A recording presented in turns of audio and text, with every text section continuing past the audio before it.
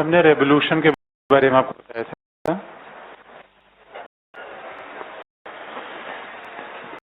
क्रांति या रेवोल्यूशन। तो हमने क्रांति के आपको बेसिक कारण बताए थे। What are the basic reason behind the revolution. तो आपको याद दिला दें कि कल वाली बात से रिपीट कर दें कि what are the basic form of government. सरकार के कितने प्रकार होते हैं। तो उसने जो बताया कि राजतंत्र, मोनार्की और उसके बाद उसका परवर्टेड फॉर्म क्या होता है, टिरने। उसके बाद उसने कहा एरिस्टोक्रेसी, उसका जो भ्रष्ट रूप है वो है गुटतंत्र, और उसने एक बताया पॉलिटी, और उसका जो भ्रष्ट रूप है वो है डेमोक्रेसी। जब उसने शासन के रूप बताए तो फिर उसने बताया कि क्रांति का मूल कारण क्या है। उस शायद हमने पहले कल आपको बता दिया था कि what is basic reason behind the revolution. That is ambition और एस्पिरेशंस ऑफ इक्वलिटी, समानता की आकांक्षा। तो आपको थोड़ा सा देखने में बात अजीब सी लग रही होगी कि शासन प्रणाली में समानता का आकांक्षा क्या मतलब है, लेकिन उससे क्रांति का फंडामेंटल रीजन ही बताया। यानी जितने भी शासन में रेवोल्यूशन होगा, रेवोल्यूशन का मतलब है एक शासन का दूसरे में बदल जाना, या एक संविधान का चेंजिंग ऑफ वन कॉन्स्टिट्यूशन या अदर, और changing of one form of government to next, that is revolution. तो अगर ये क्रांति है, उसने कारण बताया कि what is the fundamental reason. सभी क्रांतियों का मूल कारण एक है, वो क्या है, सभी में कोई भी फॉर्म ऑफ गवर्नमेंट हो, कोई संविधान हो, क्रांति का तो बेसिक कारण एक ही होगा। तो उसने बताया कि आखिर में फिर हम देखें कि इक्वालिटी का मतलब क्या होता है। इक्वालिटी दो तरीके की होती है। पहला होता है कि अर्थमेटिकल और न्यूमेरिकल इक्वालिटी, अंक गणितीय समानता। इससे आप कह लीजिए कि अंक गणितीय समानता, या कई बार हम कह सकते हैं कि एब्सोल्यूट इक्वालिटी, निरपेक्ष समानता। तो जो भी आप कह सकते हैं, न्यूमेरिकल इक्वालिटी और एब्सोल्यूट इक्वालिटी।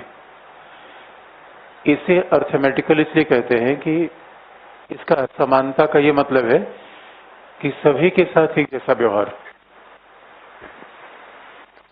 अरिस्टोटल ने माना है कि समानता के दो मतलब हैं। पहला है सभी के साथ एक व्यवहार, और न्यूमेरिकल या अर्थमेटिकल इक्वालिटी की बात हम करें तो मान लीजिए इस क्लास में हमें समानता स्थापित करनी है, तो समानता का मतलब है कि सभी को अगर एक एक पेन दे दी जाए, that is a numerical equality. हम सभी को इक्वल ट्रीटमेंट करेंगे।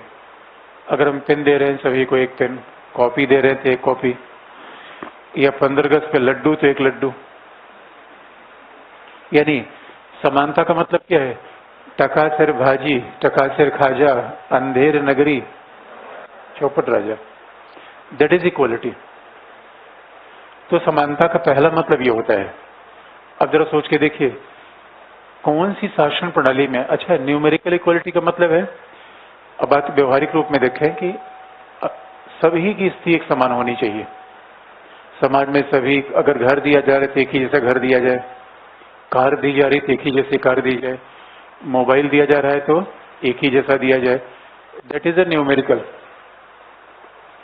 अब आप ये बताइए, ऐसी समानता किस, ये भी आपको याद रखें समाज में 3 वर्ग होते हैं, आपको याद है। कल अरिस्टोटल ने कहा था there are 3 classes in society. इस बात को ध्यान में रखेंगे। समाज में 3 वर्ग होते हैं। पहला वर्ग कौन सा है, अमीरों का। दूसरा वर्ग कौन सा है, गरीबों का। तीसरा मिडिल क्लास। तो बताइए ये समानता की मांग कौन करेगा, समाज का जो गरीब व्यक्ति होगा वो समानता की मांग करेगा। ये बात तो लॉजिकल है। और समाज का गरीब व्यक्ति क्यों समानता की मांग करे? क्योंकि उसके पास पहले से चीजें कम होती हैं। तो वो चाहेगा भाई देखो सबके पास एक ही जैसी बाइक हो जाए। अब ये नहीं कि महेंद्र सिंह धोनी के पास 20 बाइक है और कोई व्यक्ति साइकिल खरीदने के लिए जद्दोजहद कर रहा है। तो गरीब व्यक्ति कहेगा देखो भाई धोनी की बाइक को बेच के नीलाम करके पूरे मोहल्ले में साइकिल बांट दी जाए, या पूरे मोहल्ले में एक ही जैसी बाइक बांट दी जाए। गरीब व्यक्ति ही मांग करता है। इसलिए हमारे यहाँ इंडिया में डिमोनेटाइजेशन से सबसे ज्यादा खुश गरीब हुआ। इसलिए खुश नहीं हुआ क्योंकि उसने कहा मेरे पास पैसा नहीं तो किसी के पास नहीं। That was reason to become happy. अब बताइए इसका मतलब ये तय हो गया कि ये समानता गरीब व्यक्ति बात करेगा। तो सवाल है कि अब इसमें शासन देखिए कौन सा शासन गरीबों का है। इसका मतलब है अगर गरीब मांग कर रहा है कि निरपेक्ष समानता होनी चाहिए तो कौन से शासन में उसे हिस्सेदारी नहीं मिलती और किस शासन में अमीरों का शासन होता है? मोनार्की में होगा, एरिस्टोक्रेसी में होगा, ओलिगार्की में होगा। यानी इन शासन खिलाफ, इनके खिलाफ, इनके खिलाफ, इनके खिलाफ क्रांति कौन करेगा? समाज का गरीब वर्ग। इनके खिलाफ who will revolt? The poor section of society. समाज का गरीब व्यक्ति क्रांति करेगा, ये ऐसा होगा। ये स्पष्ट है कि नहीं? बिल्कुल लॉजिकल है। अच्छा ये बात आपको थोड़ा सा बस ध्यान इतना रखना है, अरिस्टोटल को पढ़ते समय अपना अब ये मत सोचिए यार इसने ऐसा क्यों कह दिया। जो कहा है बस इसी बात को समझ लीजिए और जिसने आलोचना की उसकी आलोचना कर दीजिए। इतना आपको समझना है। बाकी आप देखेंगे यार वो अजीब सी बात कह रहा है, ऐसा तो नहीं हो सकता, ऐसा नहीं हो सकता। तो आप कौन होते हैं? आप फिलोसफर हैं क्या? इसलिए बेचैन नहीं होना है। कई बार हमें विवेकशील व्यक्ति है तो बार बार हमें सवाल आता है यार ये ऐसे आदमी कैसे कह सकता है। तो इसमें फिर कठिनाई आएगी आपको लिखने में भी पढ़ने में भी। बस ये सोचिए आपको अपने हिसाब से दुनिया देखना है अरस्तु के हिसाब से, यही बात ध्यान रखनी है। आईएएस एग्जाम में पिछली बार मेंस में देखे एक एक क्वेश्चन अगर अच्छे से पढ़ लीजिए, एक भी ऐसा सवाल नहीं जो हल न कर पाए। पिछले बार में कभी प्रीवियस ईयर में एक सवाल आया हुआ है, क्रांति का मूल कारण एक ही होता है सभी प्रकार की शासन प्रणालियों में। अब जरा सोच के देखिए, दूसरी बात है लेकिन समाज का अगर गरीब व्यक्ति क्या मांग करेगा? Absolute equality. ये तो निरपेक्ष समानता की मांग करेगा। तो जो अमीर वर्ग है वो किसकी मांग करेगा? अमीर वर्ग किसकी मांग करेगा? तो समानता का दूसरा प्रकार होता है। अच्छा जो भी अमीर आदमी होता है वो क्या कहता है? हमारे पास संपत्ति इसलिए ज्यादा है कि मैं ज्यादा प्रतिभाशाली हूं, मैं ज्यादा डिजर्व करता हूं। तो उसकी सोच अलग होती है। इसलिए जो समाज का अमीर वर्ग है वो कौन समानता की मांग करता है? आनुपातिक समानता, प्रोपोर्शनेट इक्वलिटी।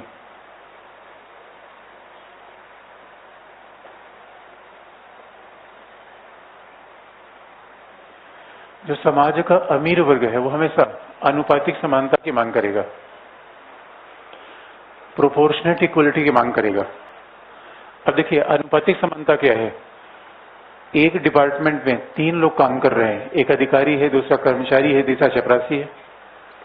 पेमेंट अलग अलग मिलेगी, एक ही जैसा मिलेगा? इनके हिसाब से सभी को एक पेमेंट, इक्वल ट्रीटमेंट। आनुपातिक समानता का मतलब क्या है? जिस व्यक्ति का अनुपात समाज के लिए, जिसका अनुपात समाज के लिए ज्यादा है, whichever is contributing more for development of society, they should receive more। भाई समाज में जो भी ज्यादा योगदान कर रहा है उसको ज्यादा हिस्सा मिलना चाहिए। इसलिए अगर धोनी के पास इतनी कार है तो he deserve for keeping this kind of bikes। तो उसका मतलब क्या है? आनुपातिक समानता। इसलिए बताइएगा, आप कहेंगे हम ऑफिसर हो जाए और हमें कोई कार न मिले, अच्छा पेमेंट न मिले तो ऑफिसर कौन बनना चाहेगा? तो ऑफिसर और वर्कर को एक ही पेमेंट मिलनी चाहिए, अलग अलग? आनुपातिक। आनुपातिक। इसका सीधा सा मतलब है मालिक और दास को एक जैसा ट्रीटमेंट किया जाए, अलग अलग? अलग अलग। यही तो बात अरिस्टोटल ने कही। इसलिए समानता के विचार को, उसके मूल विचार को फिर जोड़ के देखिए, यानी शासन में भाग मालिक लेगा या दास? Slaves are not allowed to participate in the government, only master। मालिक को ये अधिकार मिलेगा। और इसीलिए अब जरा सोच के देखिए, रिच सेक्शन किसकी मांग करेगा? अनुपातिक समानता की। तो सवाल है इसमें अमीरों का शासन, तो गरीबों का शासन कौन होगा? गरीबों का शासन कौन होगा? डेमोक्रेसी। डेमोक्रेसी के खिलाफ रेवोल्यूशन कौन करेगा? अमीर। क्योंकि डेमोक्रेसी में क्या होता है, अभी अब देखिए, डेमोक्रेसी में क्या होता है, गरीबों को मुफ्त में बिजली, मुफ्त में पानी। डेमोक्रेसी में फायदे में कौन जा रहा है? गरीब। अब सवाल है कि जो ज्यादा कमाएगा ज्यादा टैक्स देगा। Whosoever getting more than 5 crore in the annual income, in form of annual income, they are bound to pay more than 40% taxation in India। अगर किसी की आय 5 करोड़ से ज्यादा है तो ऊपर 2.5 करोड़ तो सरकार को दे दे। तो 2.5 करोड़ में सरकार क्यों देंगे यार, हम कमाएंगे ही नहीं। इसका मतलब है लोकतंत्र में क्या होता है, जो कुछ नहीं करेगा उसको वृद्धावस्था पेंशन मिलेगा, उसको बेरोजगारी भत्ता मिलेगा, उसका वॉशरूम बन जाएगा। और जो दिन रात कमा रहा है वो बेचारा कर्ज के बोझ में डूब रहा है। विजय माल्या क्यों भाग गया? बहुत अच्छा आदमी है विजय माल्या। लोकतंत्र में जो भी कमा लिया उसको चोर है, चोर है। अरे कितनी परेशानी उसने झेली, व्हाट अ वंडरफुल पर्सन ही। लोकतंत्र में यही समस्या होती है, संपत्तिशाली लोगों पर हमारा निगाह रहता है। अच्छा एक तो संपत्ति दबा के रखा हुआ है, निकालो निकालो। ऐसा लगता है संपत्तिशाली नहीं कोई चोर है। ये टेंडेंसी गलत है। इसलिए क्रांति का बेसिक कारण क्या है? लेकिन अगर आपसे पूछा जाए कि अरिस्टो दोनों में किस समानता का एरिस्टोटल फेवर करेगा, ये या ये? अब याद रखिए, एक बार तो मेंस एग्जाम में शायद ये भी सवाल पूछा गया है, अरिस्टो के अनुसार समानता का विचार, यही समानता है। तो अब समानता की बात आ जाए तो एक बार उसके मालिक और दास के विचार को फिर रिपीट कर देंगे। इसलिए उसने कहा था मालिक और दास के बीच में समानता नहीं हो सकती, और इसलिए उसने कहा था पति और पत्नी के बीच में भी समानता नहीं होगी। हाँ, उसकी आलोचना लास्ट में आप कर सकते हैं कि लास्ट में जो भी फेमिनिस्ट आए हैं, आगे तुम्हें थियरी पढ़ना है, थियरी पढ़ना है स्वतंत्रता समानता में फिर रिपीट करना है, तो आपको थियरी थिंकर बिल्कुल ऐसा लगेगा कि ओवरलैप करेगा सब। तो नारीवादियों ने इसकी बहुत क्रिटिसाइज किया है, feminist are very much criticising the entire idea of Aristotle, लेकिन उस बात पे भी हमें ध्यान नहीं देना है। तो इससे समानता की बात कही, यही क्रांति का मूल कारण है। अब एक एक करके देख लीजिए। तो रिच, अब इसको क्लासिफाई कर लीजिए कहाँ पे? अमीरों का शासन होगा। जब अमीरों का शासन होगा तो क्रांति कौन करेगा? गरीब। जब गरीबों का शासन, क्रांति कौन करेगा? अमीर। इसलिए मोस्ट स्टेबल शासन कौन होगा? और वो कौन क्या कहलाएगा? जिस शासन मिडिल क्लास का प्रभाव क्या कहलाएगा? इसलिए पॉलिटी की बात आए तो भी फिर जुड़ गई। Which one is the most stable form of government? Polity. अमीरों का शासन कौन है? मोनार्की। मोनार्की है, ओलिगार्की तो बेस्ट है। मोनार्की, ओलिगार्की, एरिस्टोक्रेसी अमीरों का शासन है, और डेमोक्रेसी किसका शासन है? गरीबों का। तो अभी किसका शासन चल रहा है? गरीबों का। गरीबों का शासन चल रहा है। तो अमीरों के शासन में गरीब प्रॉब्लम में आते हैं, गरीबों के शासन में अमीर प्रॉब्लम आते हैं। इसलिए क्रांति का मूल कारण है समानता और समानता, एस्पिरेशन ऑफ इक्वलिटी। बाकी मैंने दूसरा भी कारण स्पष्ट है, इसमें एकदम से लॉजिकल है, इसमें अच्छा लिखवाने की आवश्यकता तो नहीं है। दूसरी बात, अब उसने दूसरा भी कारण बताया, सबसे फंडामेंटल कारण तो ही, दूसरा कारण उसने ये बता दिया क्रांति का एक और कारण होता है, अलग अलग शासन प्रणालियों कुछ अलग अलग प्रॉब्लम होती है। अलग अलग क्या प्रॉब्लम होती है? जैसे मोनार्की में परिवार के लोग आपस में लड़ जाते हैं, ये प्रॉब्लम होती है। मोनार्की में क्या होता है? Family feud. फैमिली फ्यूड में be one of the basic reason behind revolution in a monarchy. और इसका मतलब कुछ शासन की अपनी व्यक्तिगत बुराइयां हैं। जैसे ओलिगार्की में क्या होता है? संपत्तिशाली लोग एकदम से इतनी संपत्ति का दुरुपयोग करने लगते हैं, इतना ज्यादा, they are wasting the money. आप ऐसा नहीं था कि जो संपत्तिशाली लोग हैं वो अनावश्यक डांस करेंगे, डीजे करेंगे, म्यूजिक करेंगे, तो जनता को लगेगा यार देखो हम तो मर रहे हैं, ये डांस डीजे म्यूजिक कर रहा है।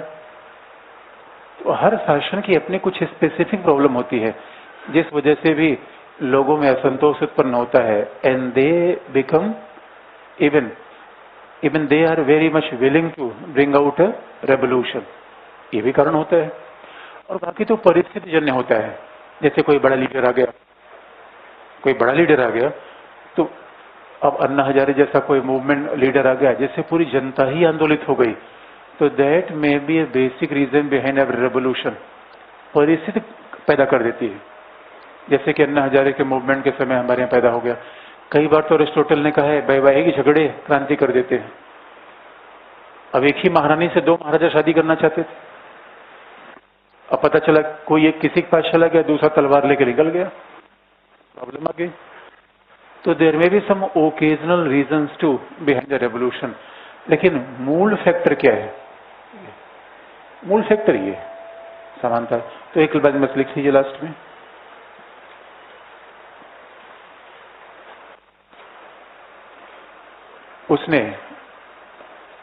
उसने ये भी कहा कि राजतंत्र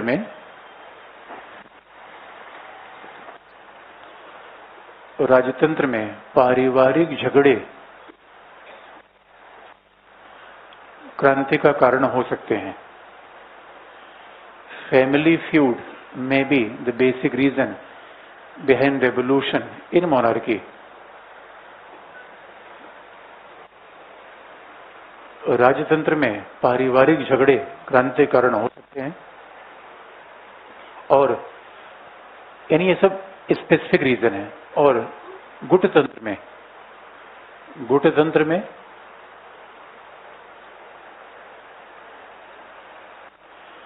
संपत्तिशाली व्यक्तियों के द्वारा संपत्ति का दुरुपयोग,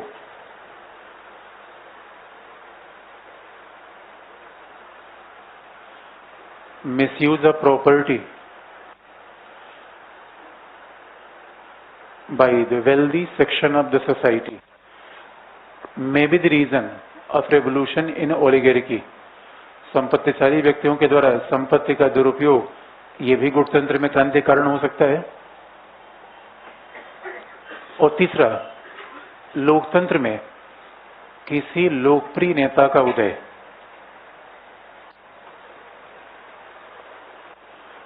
A rise of a popular leader in a democracy may be the cause of revolution।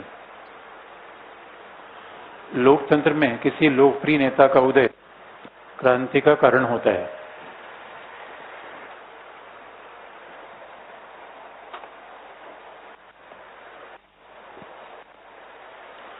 लोकतंत्र में किसी लोकप्रिय नेता का उदय क्रांति कारण होता है। The rise of a popular leader may be the basic reason behind the revolution.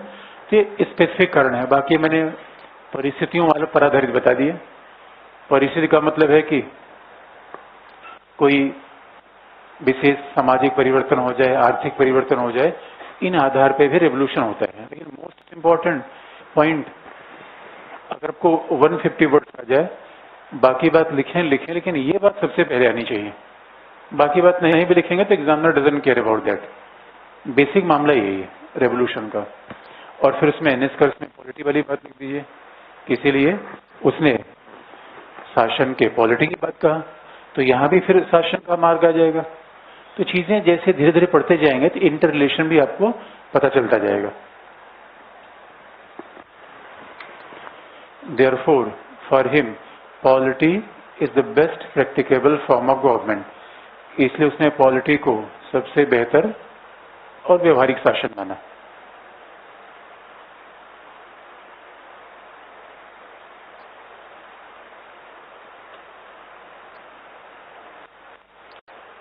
अब आगे बढ़े, कोई सवाल है? अगर इससे कोई प्रॉब्लम है तो आगे बढ़े। बाकी जो अपने सवाल पूछे हैं बस टॉपिक खत्म करके आपके जितने भी सवाल के जवाब हैं बता देंगे आपको। बता दें। हाँ, नहीं, आनुपातिक समानता का जो आज मतलब माना जाता है, देखिए सही बात है, आपने पूछा कि आनुपातिक समानता का आज का जो मतलब है गरीबों को ज्यादा देना, अरिस्टोटल के हिसाब से नहीं है, क्षमतावान लोगों को ज्यादा देना। तो क्षमतावान लोगों को ज्यादा मिलेगा बजाय गरीबों को। तो अरिस्टोटल इसलिए तो एरिस्टोक्रेट है वो, इसलिए तो हमेशा राजा के शासन की बात कर रहा है, कहीं न कहीं एरिस्टोक्रेट भी है वो, कुलीन तंत्री है वो, डेमोक्रेटिक टेंडेंसी रखने वाला उतना व्यक्ति नहीं है। हाँ, फिर भी शासन के स्थायित्व के लिए उसने मान लिया कि हाँ लोकतंत्र को अपना लो पॉलिटी के फॉर्म में। पॉलिटी और पॉलिटी, हाँ, polity is mix form of government. Polity कहिए, मिश्र शासन कहिए, क्योंकि ओलिगार्की और डेमोक्रेसी के मेल मिलाप से उसने क्या बनाया? पॉलिटी। अगला क्या? भाई लोकप्रिय नेता आएगा, तो लोकप्रिय नेता आएगा तो स्वाभाविक रूप में पूरी जनता को आंदोलित कर देगा और पूरी जनता इकट्ठा हो जाएगी, शासन को तुरंत बदल के रख देगी। और ये जयप्रकाश नारायण भारत में आ गए थे, अब देखिए अन्ना हजारे के समय तो ऐसा लगता था पूरी दिल्ली ध्वस्त हो जाएगी, ऐसा कारण होता है। अगला, अब अरिस्टोटल में दो छोटी बातें बची हुई हैं, एक जस्टिस, दूसरा सिटीजनशिप। नागरिकता से कभी सवाल नहीं पूछा गया है, न्याय से पिछली बार सवाल पूछ दिया गया था। अब देखेंगे परंपरागत रूप में एक खास बात अब देखेंगे, विचारक से 10 साल पहले एक सवाल देखिए, 5 साल पहले और अभी 5 साल बाद, उसमें एक बेसिक फर्क आ गया। जो लगभग 5-7 साल पहले के सवाल हैं वो बड़े टेक्निकल, एकदम स्पेसिफिक विचारकों के सवाल हैं। अभी क्या कर दिया है, जैसे थियोरी में जो टॉपिक लिखे हैं स्वतंत्रता, समानता, न्याय, वैसे सवाल विचारक से पूछ ले रहा है। इसलिए अब चीजें ज्यादा है, इसलिए अब देखेंगे 3-4 साल से लगातार पोल साइंस में स्कोर लगातार बढ़ रहा है। क्योंकि इसका कारण यह है कि अब जो प्योरली विचारकों को पढ़ाने वाली जो टीचर्स भी थे वो नहीं है और ट्रेंड भी चेंज हो गया। अब तो प्रैक्टिकल बातों पे लोग ज्यादा बल दे रहे हैं बजाय कि थ्योरेटिकल बातों पे। इसे 3-4 साल पहले के फिलोसफर के सवाल देखिए, वो आपको टफ लग रहे हैं या अभी वाले? पहले वाले। फिर भी हम कोशिश करते हैं कि हर बात का उत्तर आपको मिले, हर बात पहले हो चाहे भी हो, हर प्रश्न सॉल्व करिए। अभी का ट्रेंड है कि बड़े ही सिंपल सवाल थिंकर से पूछे जा रहे हैं, क्योंकि हमने कहा था टीचर्स ही सब चेंज हो गए। जो हमारे प्रोफेसर ने पढ़ाया था हमको, तो उन्होंने कहा था कि हमको प्लेटो और अरिस्टोटल 1 महीने पढ़ाया गया था और मेरे टीचर ने खुद 1 महीने पढ़ाया था। जब हम लोगों ने मास्टर्स किया था तो उसमें 1 महीने प्लेटो और अरिस्टोटल चला था, पूरा एक रजिस्टर प्लेटो और अरिस्टोटल का है। तो कॉम्पिटिटिव एग्जाम अब चूंकि अब वो ट्रेंड ही चेंज हो गया, अब ऐसा नहीं है। और कॉम्पिटिटिव एग्जाम में हमें इस बात का ध्यान रखना पड़ता है कि हमें अनुपात बनाए रखा जाए। तो अनुपात पढ़ाई में या केवल न्याय, यहीं पे पढ़ाई में भी क्या अनुपात कितना पढ़ना है। और यूनिवर्सिटी टीचिंग कई बार ऐसी होती है, एक मेरे टीचर थे 1 महीने नारीवाद पढ़ाया, जब आए तब फेमिनिज्म। अच्छा, हम लोग भी इसलिए खुश रहते थे, हमें पता था पेपर यही बनाएंगे और जहां तक पढ़ाए हैं वहीं तक बनाएंगे, कोई चिंता नहीं। भाई बच्चों को एग्जाम पास करना है कि बिना वजह टेंशन लेना है। इसी यूनिवर्सिटी की पढ़ाई बेस्ट होती है, no study, no confusion, no tension. यहाँ थोड़ा सा अप्रोच बदल जाता है, फिर हमें हर चीज को अनुपात रख, जिसका जितना महत्व है उतना हमें ध्यान देना, उससे ज्यादा नहीं।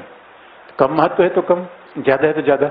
अच्छा, कई बार हम ये कंपेरिजन करते हैं, यार ये थिंकर जल्दी खत्म हो गया, ये थिंकर थोड़ा देर चल रहा है, इसका मतलब लगता है सर को वो थिंकर कम पता था। क्या नहीं, कम पता नहीं था, उसका इंपॉर्टेंस ही कम है। जिसका जितना इंपॉर्टेंस उतना उसका अध्ययन, सीधा फार्मूला है। अगला जस्टिस, अब जरा देख लें कि प्लेटो में भी जस्टिस देखा है, इसमें भी देख लें। हटा दें इसको।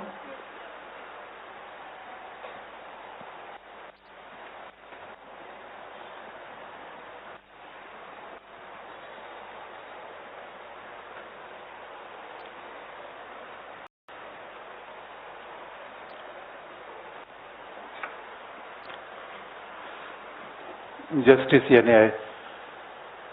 तो आपको ये इन्फॉर्मेशन दे, कल भी आपकी क्लास रहेगी, तो कल भी रहेगी, फ्राइडे को भी रहेगी, मतलब क्लास की क्लास सब रहेगी। हाँ, सैटरडे को राहुल आएंगे तो आप उनको सुनने के लिए आ सकते हैं।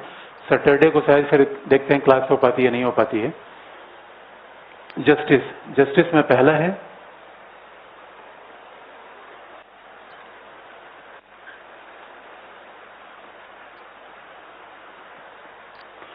और जरा प्लेटो की बात फिर याद दिला दें आपको।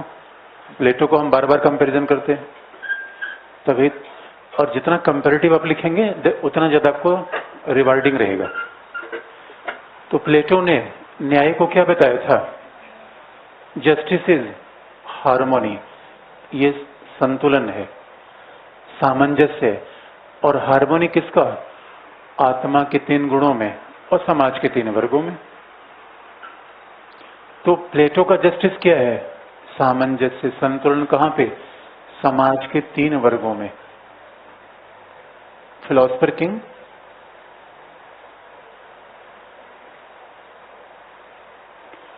और सोल्जर्स और प्रोड्यूसर्स। तो समाज के इन 3 वर्गों के बीच सामंजस्य और आत्मा के 3 गुणों के बीच सामंजस्य, रीजन, विवेक, साहस।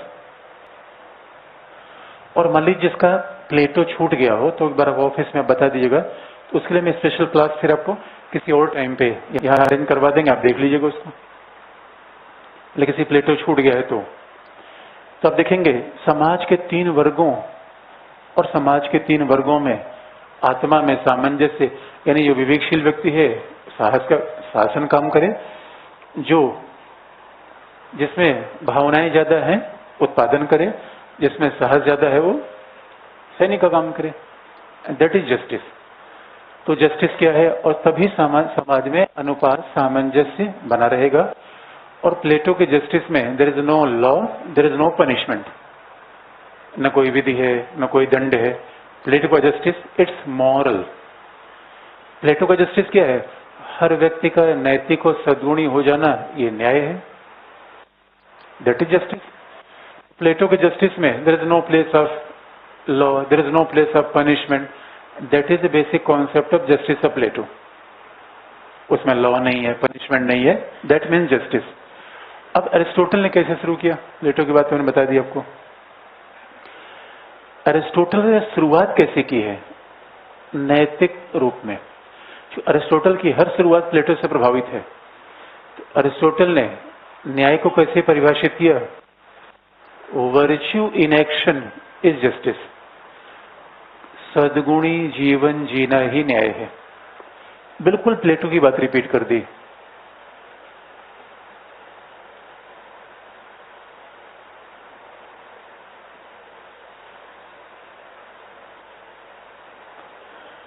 सद्गुणी जीवन का यापन ही न्याय है।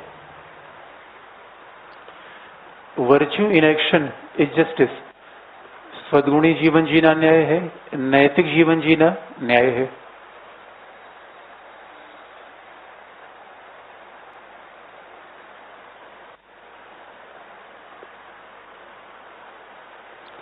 यही बात तो हाँ, बस ये तो अरस्तु बहुत व्यवहारिक व्यक्ति था। इससे उसने कभी नहीं कहा कि आत्मा के 3 गुण होते हैं, समाज के 3 वर्ग होते हैं, ऐसा उसने कभी नहीं कहा। समाज में अनेक वर्ग होते हैं, 3 ही नहीं। Aristotle is very practical. लेकिन प्लेटो ने भी कहा नैतिकता का पालन न्याय है, सत्य का पालन न्याय है, विवेक को पालन करना न्याय है। प्लेटो ने भी, अरिस्टो ने ही बात कही, हर व्यक्ति नैतिक हो जाए तो भाई समाज में सामंजस्य रहेगा नहीं रहेगा। सामंजस्य कब बिगड़ता है? जब व्यक्ति अनैतिक होता है या नैतिक होता है? अनैतिक। और अनैतिक होंगे दूसरे का हिस्सा मारेंगे, दूसरे के जीवन में हस्तक्षेप करेंगे, अपने आप समाज में सामंजस्य बिगड़ेगा। Harmony disturb due to the immoral act rather than morality. तो मॉरलिटी के द्वारा तो कभी समाज में सामंजस्य खराब होगा ही नहीं। अब इसका मतलब है अगर समाज को न्यायपूर्ण बनाना है तो हम अपेक्षा करें हर व्यक्ति नैतिक हो जाए, यानी हर व्यक्ति महात्मा गांधी जैसा हो जाए। तो सवाल है क्या ये आदर्शवादी विचार है कि हम व्यक्ति को महात्मा गांधी बना देंगे? महात्मा गांधी जैसे व्यक्ति हो जाने चाहिए, है नहीं? तो जो व्यक्ति हैं, तो सवाल है कि ये न्याय का विचार अगर ऐसा है तो आदर्श विचार है या व्यवहारिक है? ये तो आदर्श विचार है। हमें तो कुछ लोगों को ठोकना पीटना है।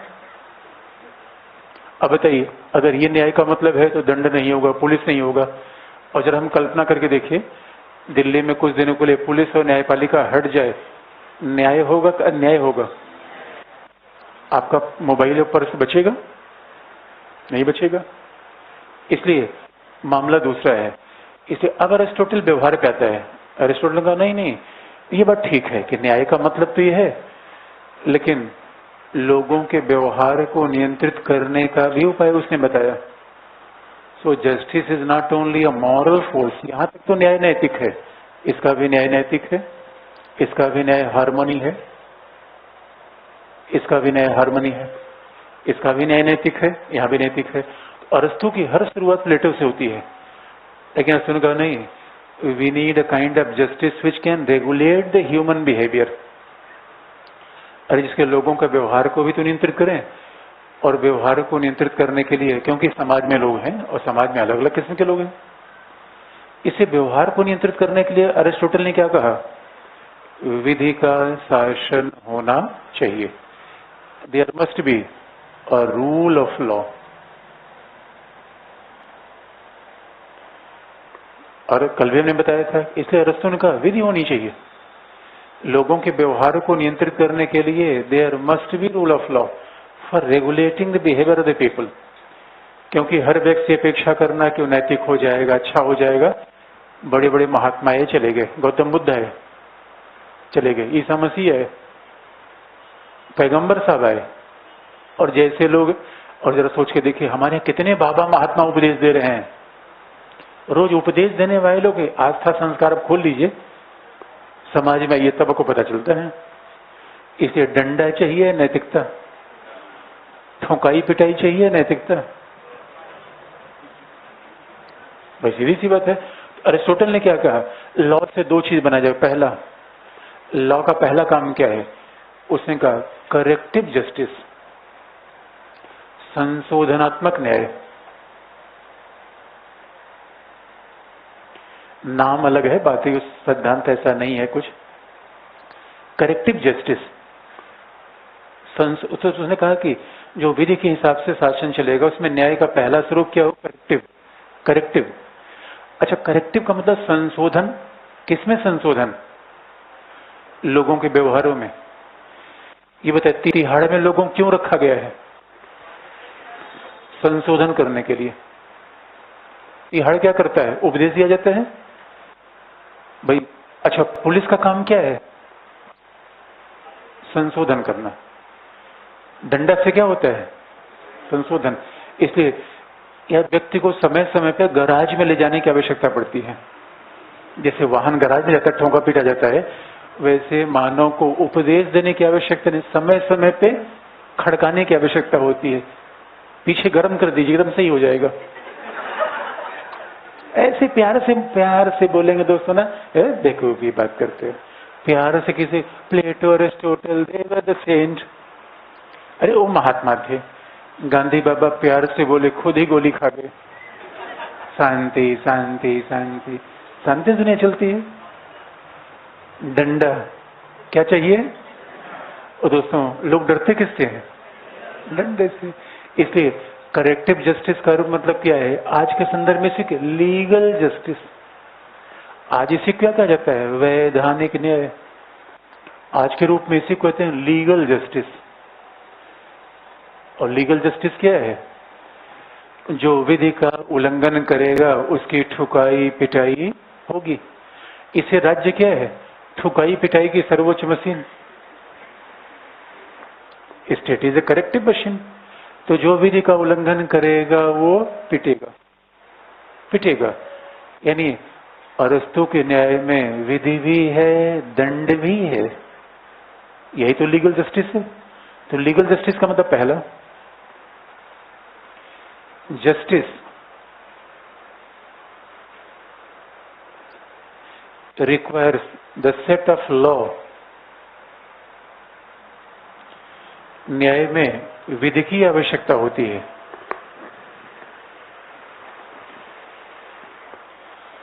Justice requires the set of law.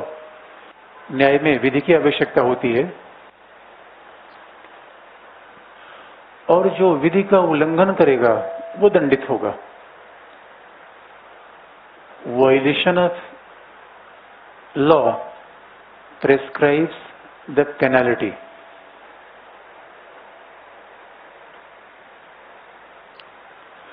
Violation of law prescribes the penalty. जो विधि का उल्लंघन करेगा वो दंडित होगा, यही न्याय है।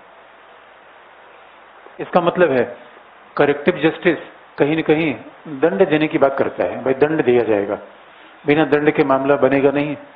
अच्छा, हमारी परंपरा में जैसे हम देखेंगे, इंडियन थिंकर में हम मानव धर्मशास्त्र पढ़ते हैं, मैन स्क्रिप्ट। मानव धर्मशास्त्र ने कहा है कि इसीलिए हमारे यहाँ परंपरागत राजनीति में राजनीति का नाम दंड नीति रखा गया है। और मानव धर्मशास्त्र में तो इतने तो बात कही गई है कि दंड देने के कितने तरीके हैं और शरीर का कौन कौन सा अंग है जहां ठोका जाना चाहिए, यानी देवर मोर प्रैक्टिकल। और इसे आप देखिए, जब पुलिस 3rd डिग्री का इस्तेमाल करती है तो फिर दोस्तों बड़े बड़ों के भूत भाग जाते हैं। करेक्टिव जस्टिस आप याद रखिए, यहां तक कहता था नैतिकता नैतिकता नैतिकता, ठीक बात है, लेकिन अगर नैतिकता कोई नहीं माना तो क्योंकि मॉरलिटी समथिंग इंटरनल, मानिए ना मानिए, लेकिन ये तो मानना पड़ेगा। पुलिस स्टेशन से आप कॉल आए, तुरंत रिपोर्ट करिए, आप क्या कहेंगे? मेरा मन नहीं कर रहा है। आपका मन नहीं करेगा तो खुद वो आ जाएंगे। लेकिन हमारा कोई दोस्त बुलाए तो हम कह सकते हैं ना ना मेरा मन नहीं कर रहा, मैं नहीं आऊंगा। अच्छा, दूसरा, दंड से ही न्याय बनेगा या कुछ और से भी?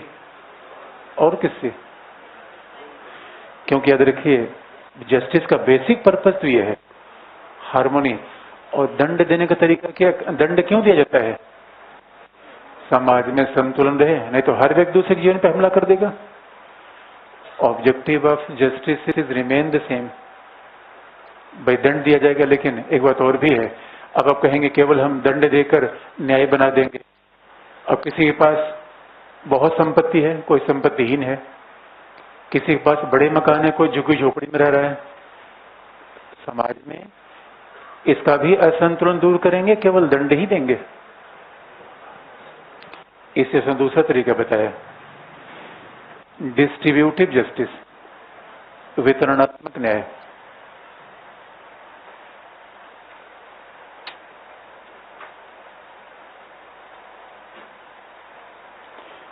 इसलिए उसने न्याय का दूसरा भी तरीका बताया, डिस्ट्रीब्यूटिव जस्टिस, वितरणात्मक न्याय।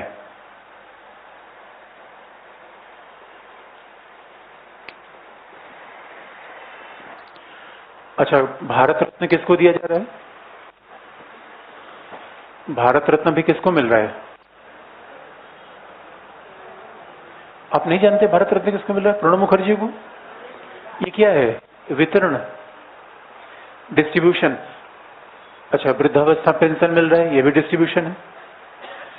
आप याद रखिए, राज्य के द्वारा समाज में वितरण किया जाता है किसका? डिस्ट्रीब्यूशन किसका होता है? भारत रत्न का, ऑफिसेस का, जमीन का, उपाधियों का। That is a distribution. ये वितरण होता है।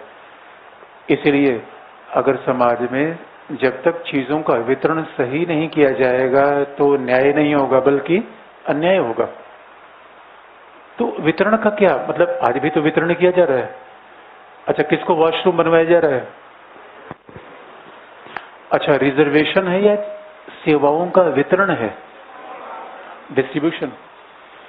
रिजर्वेशन के द्वारा क्या करना चाहते हैं हम? हर व्यक्ति को उचित हिस्सा दिलाना चाहते हैं। अच्छा, लैंड रिफॉर्म्स हमने क्या किया? डिस्ट्रीब्यूशन किया।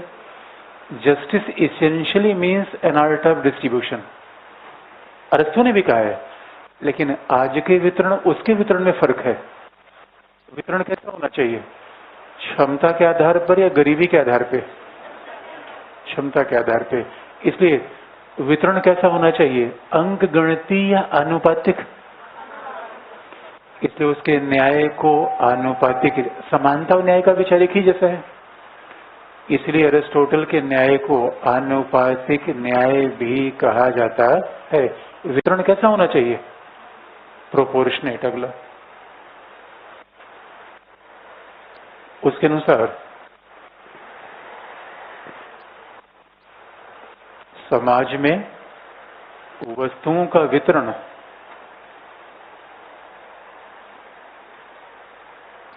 आनुपातिक होना चाहिए। Distribution of goods must be proportionate.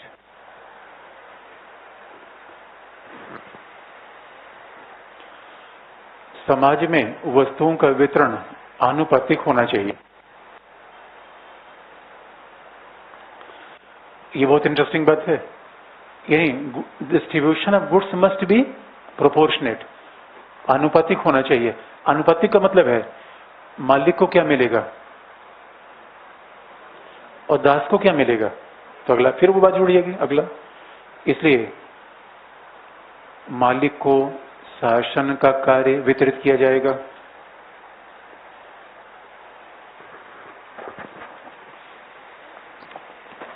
therefore masters are allocated the task of ruling।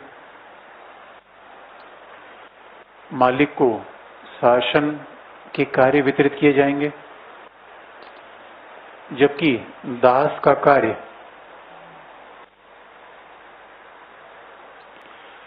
however the function of slave is to serving the home or serving the master। दास का कार्य मालिक की सेवा करना है,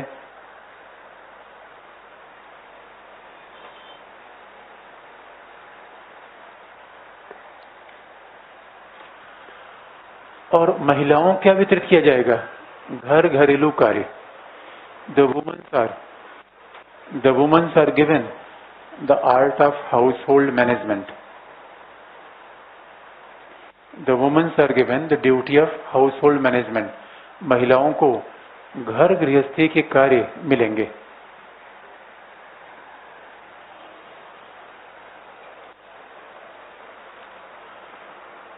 अब बताइए, ये न्याय कर रहा है या अन्याय कर रहा है? दास को मान रहा है, इसलिए जब अरस्तु का समानता आ जाए तो भी वही लिखेंगे, न्याय आए तो भी वही लिखेंगे। सभी के साथ वो इक्वल ट्रीटमेंट की बात नहीं करता। तो अनुपातिक का मतलब क्या है, सभी के साथ ट्रीटमेंट अलग अलग होगा। जबकि आज का भी न्याय वितरणवादी न्याय है। Justice essentially means the quality of distribution, लेकिन आज वितरण गरीबों के पक्ष में किया जाता है। अरिस्टोटल डिस्ट्रीब्यूशन किसके पक्ष में कर रहा है? और अगर महिलाओं को बता दीजिए, ये बताइए महिलाओं के हिसाब से न्याय होगा या अन्याय होगा?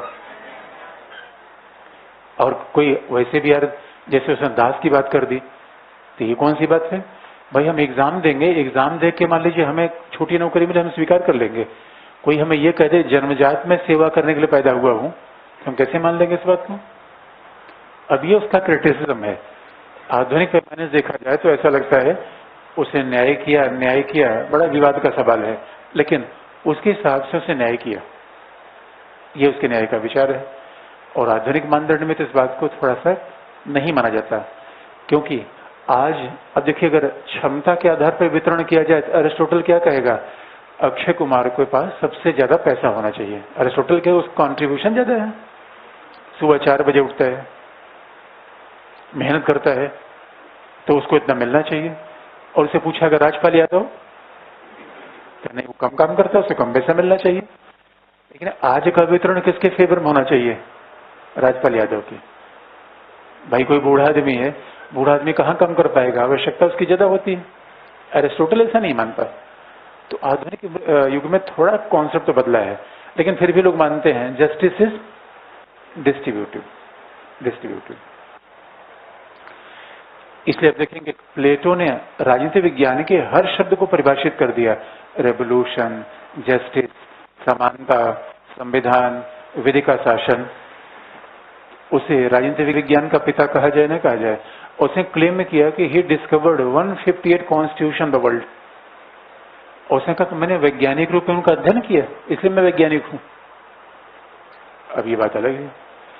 अरिस्टोटल का अंतिम विचार नागरिकता, इससे आज तक कभी क्वेश्चन नहीं आए हैं। क्या जन्मजात नहीं मानता, लेकिन प्राकृतिक रूप में तो मानता है। छोड़ देगा तो बता रही हो, पूछ रही हो क्या? हमारी बात कहत किस कॉन्टेक्स्ट में का, ये भी ध्यान रखो। यही बात हम आगे चल के बदल देंगे, फिर कहोगे सर वहां तो आपने ये बात कही थी। अरे हमने नहीं की थी, ये कह रहा है, हमने थोड़ी कही है। इसलिए ऐसे सवाल पूछोगे फिर उसका कोई उत्तर ही नहीं है, क्योंकि उत्तर भी तुम्हें पता है फिर भी सवाल पूछ रही हो। उत्तर नहीं पता है तुम्हें, पता है ये फिर पूछ रही हो। कॉन्टेक्स्ट अलग है। इसलिए सवाल ये नहीं क्या सही है क्या गलत है, सवाल ये है किस एंगल पर बैठ के आप मुझे देख रहे हैं। सवाल ये नहीं सही गलत है, सवाल ये है। अब देखिए यही तो विचारधारा, यही विचारक है। जैसे जीवन आप देख रहे हैं वैसे हमारे पेरेंट्स नहीं देख रहे हैं, और जैसे जीवन हम देख रहे हैं वैसे हमारा बड़ा भाई नहीं देख रहा है, और जैसा जीवन मैं देख रहा हूं वैसा वाइफ नहीं देख रही है। नजरिया अलग अलग होगा, और नजरिया बदलेगा तो नजारे बदल जाएंगे। तो थोड़ा सा विचारक के नजरिए को देखिए यार। नागरिकता अरिस्टोटल में अंतिम, अभी तक तो इससे कभी सवाल नहीं पूछा गया। बाकी जितने अरिस्टोटल के थॉट मैंने बताए कभी न कभी क्वेश्चन पूछे गए हैं, इससे आज तक नहीं पूछा गया। सिटीजनशिप, अच्छा संविधान की नागरिकता अरिस्टोटल की नागरिकता में थोड़ा फर्क है। हमारे संविधान की नागरिकता तो अलग है। अच्छा नागरिकता का विचार इस मामले में अच्छी बात है। नागरिकता ये मानता है कि we are the part of political community. नागरिकता का विचार का मतलब है कि हम शासन के भाग हैं, शासन में सहभागिता मिलेगी। तो अरिस्टोटल ने आज जो हमारे संविधान में नागरिकता वो अलग है। अरिस्टोटल के हिसाब से देखें हु आर द सिटीजन्स, पहला नागरिक कौन होंगे। तो उसे पूछा गया कि हु आर द सिटीजन्स, तो पहला कहेगा मास्टर्स।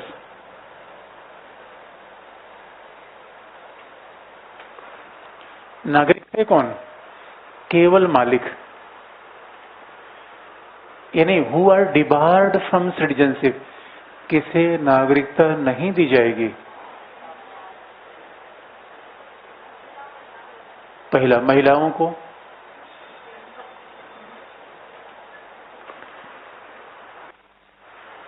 अब महिलाएं अपना गुस्सा थाम के रखें, अभी मेरा मत नहीं है दोस्तों। अगर आप ये सोचेंगे मैं ऐसा बोल रहा हूं, मैं ऐसा नहीं बोल रहा हूं। अच्छा क्यों महिलाओं को नागरिकता क्यों नहीं दी, क्या विवेक कम होता है। और देखिए लड़के इतने खुश हो रहे हैं, वाह, पहली बार मैं देख रहा हूं उनके चेहरे पर इतनी मुस्कुराहट। ये दोस्तों है, इसका मतलब पहली बार उनको लग रहा है कि जो मैं अभी तक मानता था वही सर बता रहे हैं। यही पूर्वधारण, मैं मजाक किया, ऐसा आप क्यों मानेंगे, आधुनिक समय है और कोई ऐसा ही तो विचार, हमने कहा जाति धर्म लिंग विभाजन तो अतार्किक है, इसका कोई वैज्ञानिक प्रमाण नहीं है, लेकिन उसने ऐसा कह दिया है तो उसको गंभीरता से नहीं, हंसने के लेने का। और लड़कियां गुस्से में ना हो, ऐसा कैसे कह दिया, मिल जाता तो मैं उसको मसोड़ देता, ऐसा भी गुस्से होने की जरूरत नहीं है। अरे पढ़ना है हमें, कौन सा अरिस्टोटल जमाना है। तो विवेक कम है, उसे कहने से विवेक कम नहीं हो जाएगा। दूसरी बात, एक कारण हमें हर जगह लिखना पड़ता है, ये केवल हमने लिख दिया, इस उसके फिलोसफी बेसिक रीजन आर्गुमेंट हमेशा लिखे, ये नहीं कि महिलाओं को नागरिकता नहीं दे, क्यों, दैट इज इंपॉर्टेंट, हमेशा हुआ है, दैट इज एनालिसिस, ये नहीं क्या है क्यों है।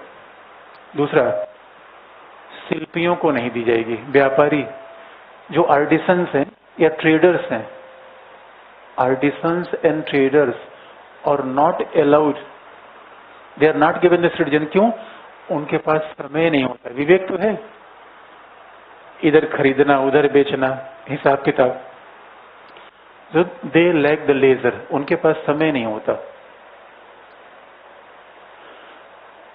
और जिसके पास समाज के लिए समय नहीं है, वो तो केवल अपने ही खरीदी व्यापारी में लगा रहता है।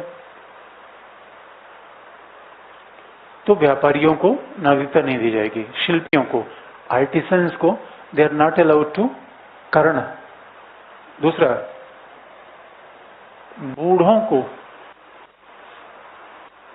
Elder people are not allowed to get citizens. Elders को, बूढ़ों को। अब बूढ़े कौन है? उनमें कोई काम करने की क्षमता, बूढ़ों क्यों नहीं, they are incapable to participate in the government. ये अक्षम होते हैं, शारीरिक रूप में अक्षम हो जाते हैं। अब आपने देखा कभी बूढ़ों को धरना प्रदर्शन करते हुए? बूढ़े धरना प्रदर्शन कर नहीं पाएंगे। तो they are incapable to participate in the political system. इनको नागरिकता नहीं मिलेगी। आप कहेंगे यार फिर नागरिकता मिलेगी किसको? समाज के केवल 10% लोग, 90% लोग बाहर। भाई मालिक कितने होंगे? दूसरा, स्लेव्स को नहीं मिलेगी। कारण ये विवेक शून्य होते हैं, कम नहीं होता इसमें,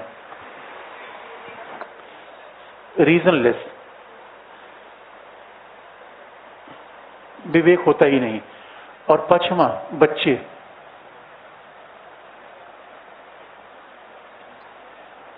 बच्चे क्योंकि इनमें विवेक का विकास कम होता है। विवेक तो होता है लेकिन लेस डेवलप।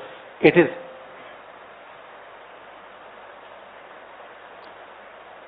इनमें विवेक का विकास ही कम होता है। It is a less develop region. तो कारण आप जरूर लिखिए कि वाई ही डिबार्ड। नागरिकता में इतने लोग नहीं होंगे। और दूसरा, नागरिकता मास्टर्स को होगी। क्यों? क्योंकि ये विवेकशील है, इसके पास लेजर है, समय है, और ये नैतिक और सद्गुणी है।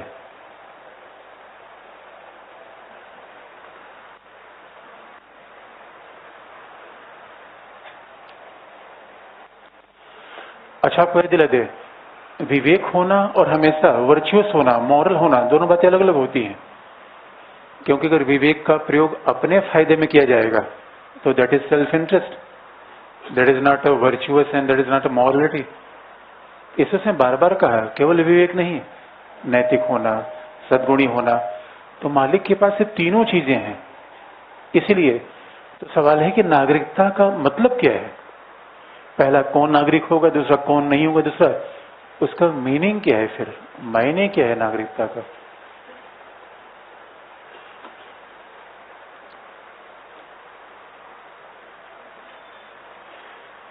उसने कहा नागरिकता के मायने क्या है? जो पहला, विधायी और न्यायिक कार्यों में भागीदारी। जो विधायी और न्यायिक कामों में भागीदारी करेगा वही नागरिक होगा। Participation in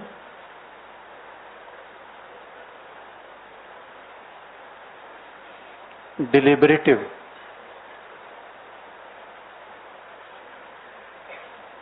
and judicial functions.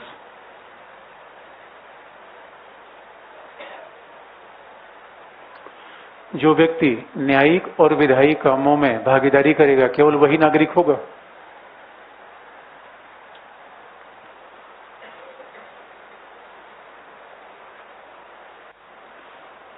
इसका मतलब है अरिस्टोटल की नागरिकता को आज आप लगा के देखेंगे, participation in deliberative and judicial functions.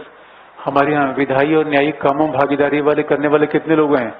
पूरे भारत में आप न्यायाधीश और सांसदों को गिन लेंगे तो सांसद और विधायक कुल मिलाकर के लगभग 5000 हैं।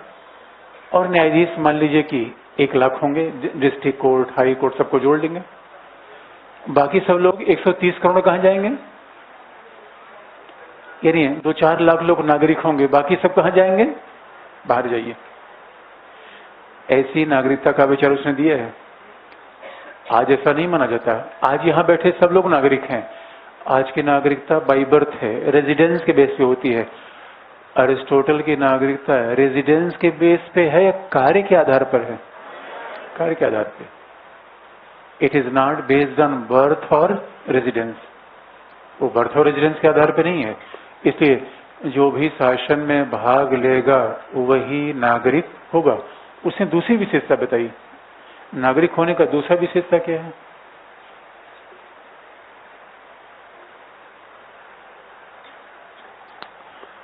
अगला उसने कहा नागरिक में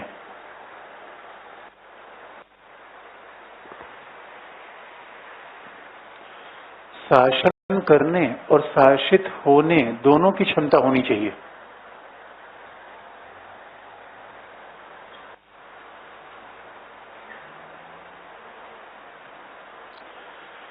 नागरिक में शासक होने और शासित होने दोनों की क्षमता होनी चाहिए।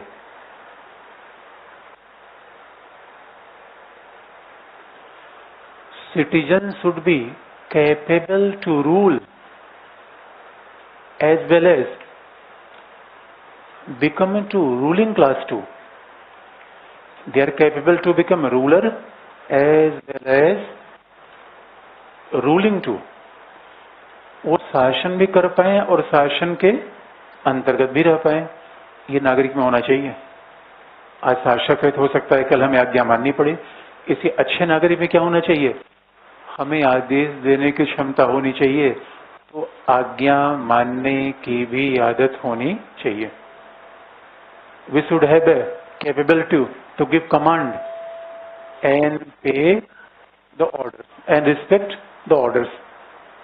ये दोनों बातें होनी चाहिए। इसका मतलब है नागरिक का मतलब है शासन में सहभागिता। तो शासन के प्रकार कितने हैं? 6 प्रकार हैं।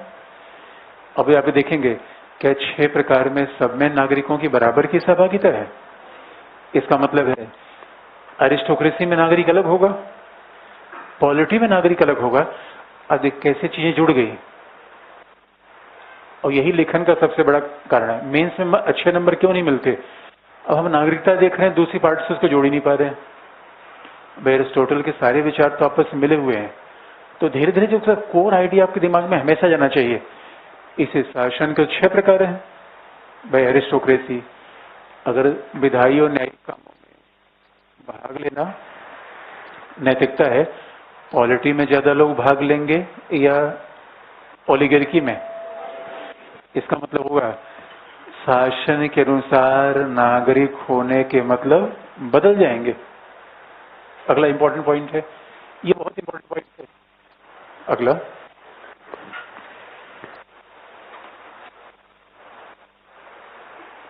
उसने कहा नागरिकता के अभिप्राय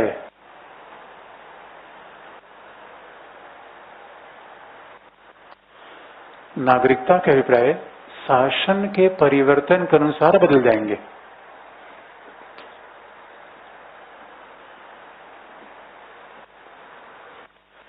The meaning of citizenship will change according to change in the form of government.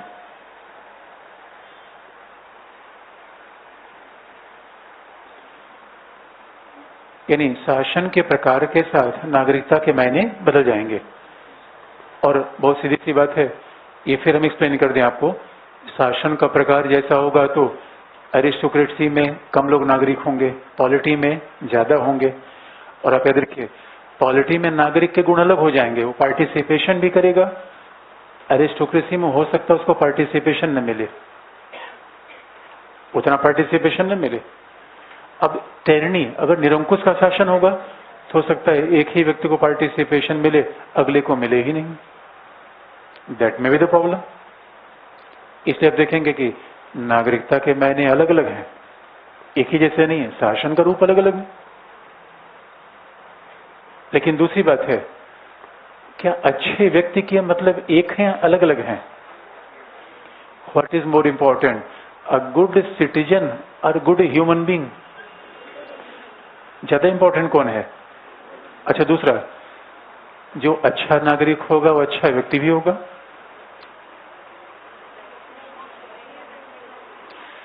जो अच्छा व्यक्ति होगा अच्छा नागरिक होगा नहीं होगा? बात सीधी सी है। जो नैतिक और सद्गुणी होगा वो नागरिक भी अच्छा होगा, क्योंकि समाज की भलाई के लिए काम करेगा।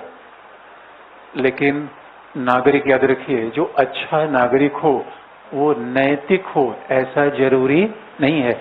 डेमोक्रेसी में सभी नागरिक हैं, नैतिक हैं क्या? पॉलिटी में ज्यादा से ज्यादा लोगों को शासन में सहभागिता मिली, लेकिन वो नैतिक नहीं है। इस बात में उसने अंतर किया है। हेडिंग लिख लीजिए लास्ट में, सद्गुणी व्यक्ति और अच्छा नागरिक। अंतिम हेडिंग है वर्चुअस ह्यूमन बीइंग।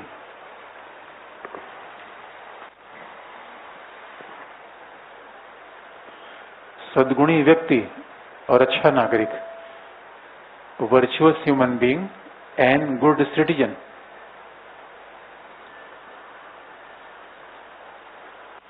तो पहला उसने कहा अच्छे नागरिक का, उसने कहा कि अच्छा नागरिक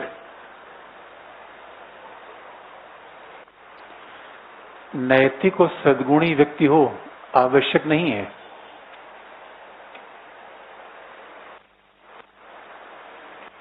अच्छा नागरिक नैतिक और सद्गुणी व्यक्ति हो आवश्यक नहीं है। A good citizen may not become a good human being, a moral, virtuous human being. अच्छा नागरिक अच्छा व्यक्ति हो आवश्यक नहीं है, लेकिन अच्छा व्यक्ति अच्छा नागरिक अवश्य होगा।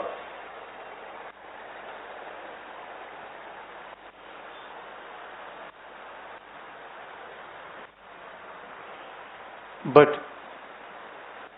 virtuous moral human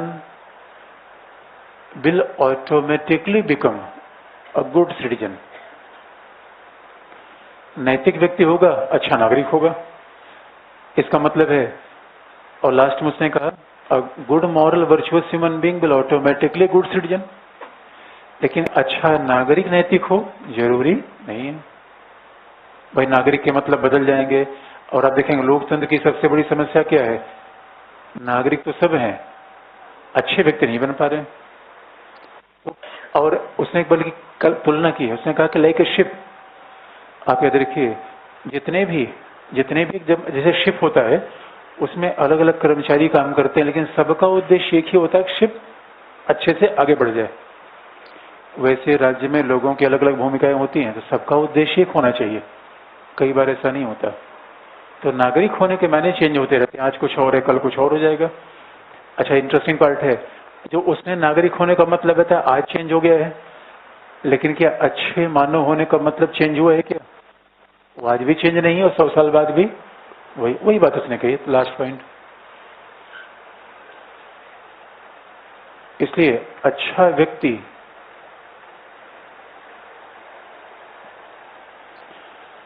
अच्छे व्यक्ति का विचार अपरिवर्तनशील है। The idea of good virtuous human being is unchangeable. अच्छे नैतिक व्यक्ति का विचार अपरिवर्तनशील है। अच्छा नैतिक व्यक्ति कभी परिवर्तन होने वाला नहीं है। बाकी चीजें परिवर्तित होती रहेंगी, नागरिकता भी। और यहाँ पे आप देखेंगे अरिस्टोटल के विचार को जहां हमने खत्म किया, वहीं से प्लेटो का विचार शुरू होता है। दोनों फिलोसफर का मूल उद्देश्य क्या है? नैतिक सद्गुणी व्यक्तियों का विकास, मॉरल वर्चुअस। इसलिए आपको लगा होगा कि पता नहीं हमने पॉलिटिक्स पढ़ा है एथिक्स पढ़ा, तो सच है इन लोगों ने पॉलिटिक्स और एथिक्स में कोई अंतर किया ही नहीं, पॉलिटिक्स और रिलीजन में कोई अंतर किया ही नहीं।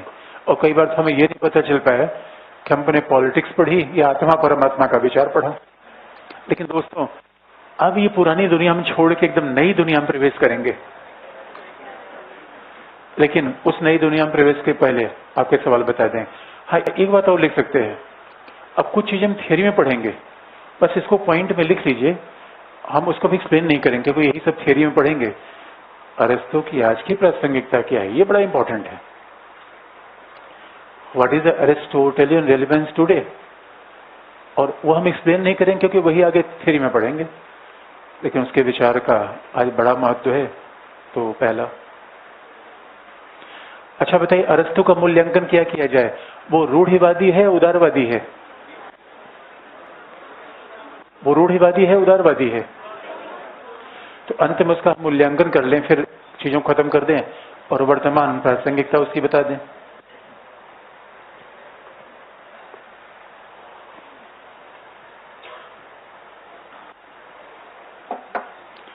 अंत में कर उसका हम इवेल्युएशन करें तो भाई अरिस्टोटल इज कंजर्वेटिव, वो रूढ़िवादी क्यों है, और वाई ही इज लिबरल, उसके विचार में उदारवादी विचार कहाँ पे हैं, कहाँ पे why he can be considered as a liberal. अच्छा, जो ब्रिटेन में पहला लिबरल पार्टी थी, उस लिबरल पार्टी का जो नाम था वो था व्हिग पार्टी, WHIG। तो व्हिग पार्टी ब्रिटेन की पहली पार्टी थी जो अपने आप को लिबरल कहती थी, इसलिए व्हिग कहना लिबरल कहना एक ही बात है। और इसलिए कहा भी जाता है अरिस्टोटल वाज फर्स्ट व्हिग। तो मान ली कभी लिबरल शब्द के बजाय व्हिग शब्द आ जाए तो उससे घबराने की आवश्यकता नहीं है, बात वही है। तो Aristotle was the first Whig because Whig was the first British political party which was liberal। Britain में पहले उदारवादी दल का नाम क्या था? Whig, जो आज अलग दल, आज उसका नाम है Tory and Labour. Aristotle conservative क्यों है? पहला, स्लेवरी को मानता है। कंजर्वेटिव क्यों है? असमानता को मानता है, इनइक्वालिटी को प्राकृतिक मानता है।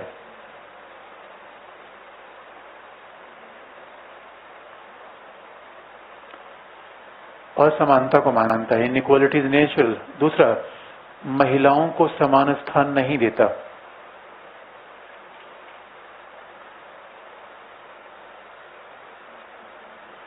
ट्रेडिशंस कस्टम्स को महत्व देता है। कस्टम्स एंड ट्रेडिशन, परंपराएं प्रथाएं, इसको महत्व देता है, कंजर्वेटिव है वो। लेकिन वो लिबरल आधार कहां से पाया जाता है?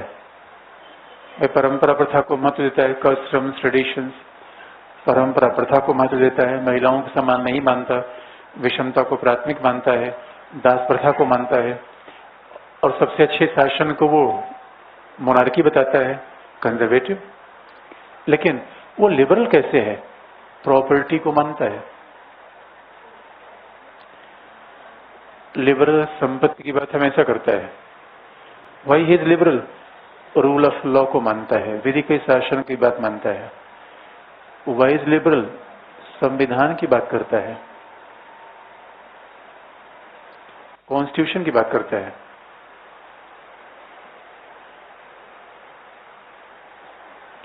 वो संविधान का समर्थक है, विधि के शासन को मानता है, संपत्ति को मानता है। और कहीं न कहीं लिबरल खास बात है, लिबरल कांट बिकम रेडिकल, बहुत व्यवहारिक है, जमीन पे रहता है वो। इसलिए ही always follow the principal of golden mean. उसने हमेशा मध्यम मार्ग को स्वीकार किया, बीच के मार्ग को स्वीकार किया।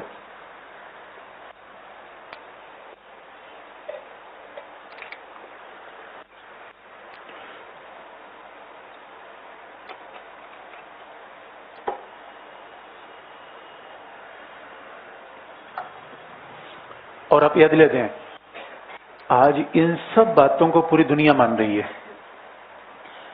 21वीं शताब्दी उदारवाद की शताब्दी है, इसलिए Aristotle is more relevant than Plato. इतना ही नहीं, उसकी एक दो बातें और हैं जो बहुत अपील कर रही हैं लोगों को। और क्या है, एक दो लाइन में लिख लीजिए, वो हम आगे आपको एक्सप्लेन करेंगे। उदारवाद में आएंगे तो इसको लॉक में आएंगे, सब में पढ़ना है हमें इसको। यहाँ बस एक दो बात और आप लिख लीजिए, अगला पॉइंट है भाई 21st सेंचुरी किसकी सेंचुरी है? इसकी सेंचुरी है।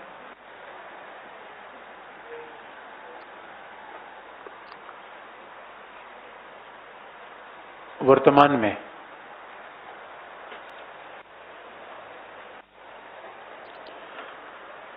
में समुदायवादियों का विचार, ये समुदायवाद हम आगे थियरी में पढ़ेंगे, इसलिए हम इसको एक्सप्लेन नहीं कर रहे हैं। वर्तमान में समुदायवादियों का विचार, द आइडिया ऑफ कम्युनिटेरियंस, वर्तमान में समुदायवादियों का विचार अरस्तु के विचारों से प्रभावित है।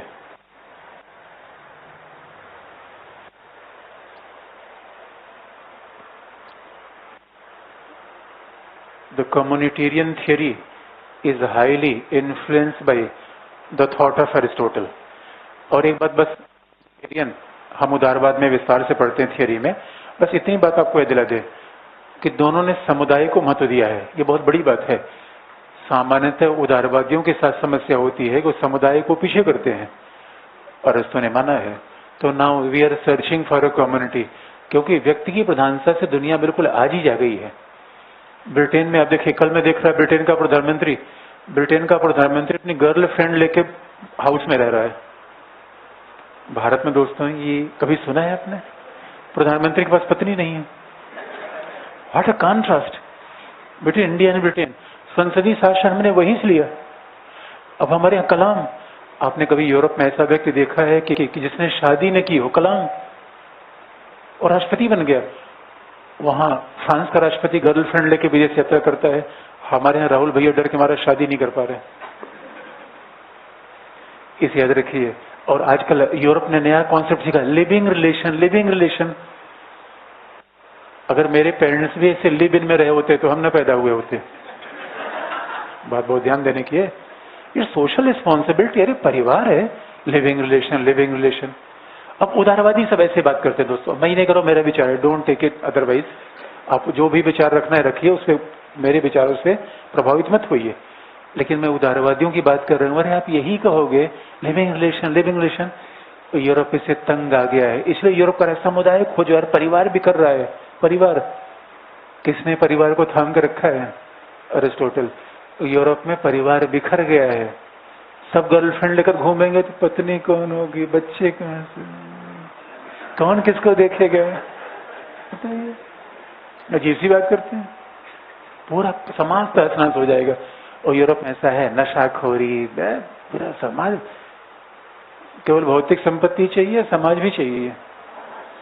अंतिम एक सवाल आपको बता दें, अगर अरिस्टोटल से पूछा गया तो इसी विषय वस्तु के आधार पर आप लिख लेंगे, तो Aristotle is more relevant now, इसके कारण और समुदायवाद के भी कारण, मिडिल पाथ के कारण। और याद रखिए, जीवन का तरीका middle path is the best way, extremist नहीं। इसलिए प्लेटो ज्यादा रिलेवेंट है, अरिस्टोटल। दूसरा मान लीजिए कभी आपको सवाल आ जाए, कभी पूछा नहीं गया है कि why we should accept Plato as the first political scientist, why we should accept Aristotle as the father of political science. एक बात हमने बार बार यूज किया, हम उसे राजनीति विज्ञान का पिता क्यों माने, कारण उसका बता दे रहे हैं। तो अब अगला हेडिंग लिख लीजिए। अगर कभी ऐसा सवाल आ जाए तो आप उसका स्ट्रक्चर आप बना लीजिए, इसको हटा दें।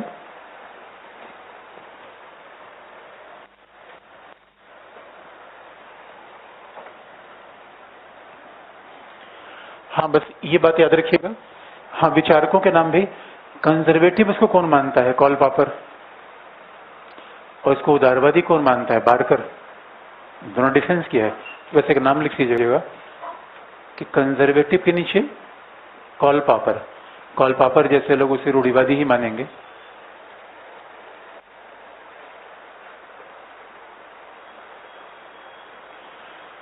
और वाई ही इज लिबरल, वो बारकर, BARKER, बारकर का नाम कई बार मैं लिया है। Barker is a commentator.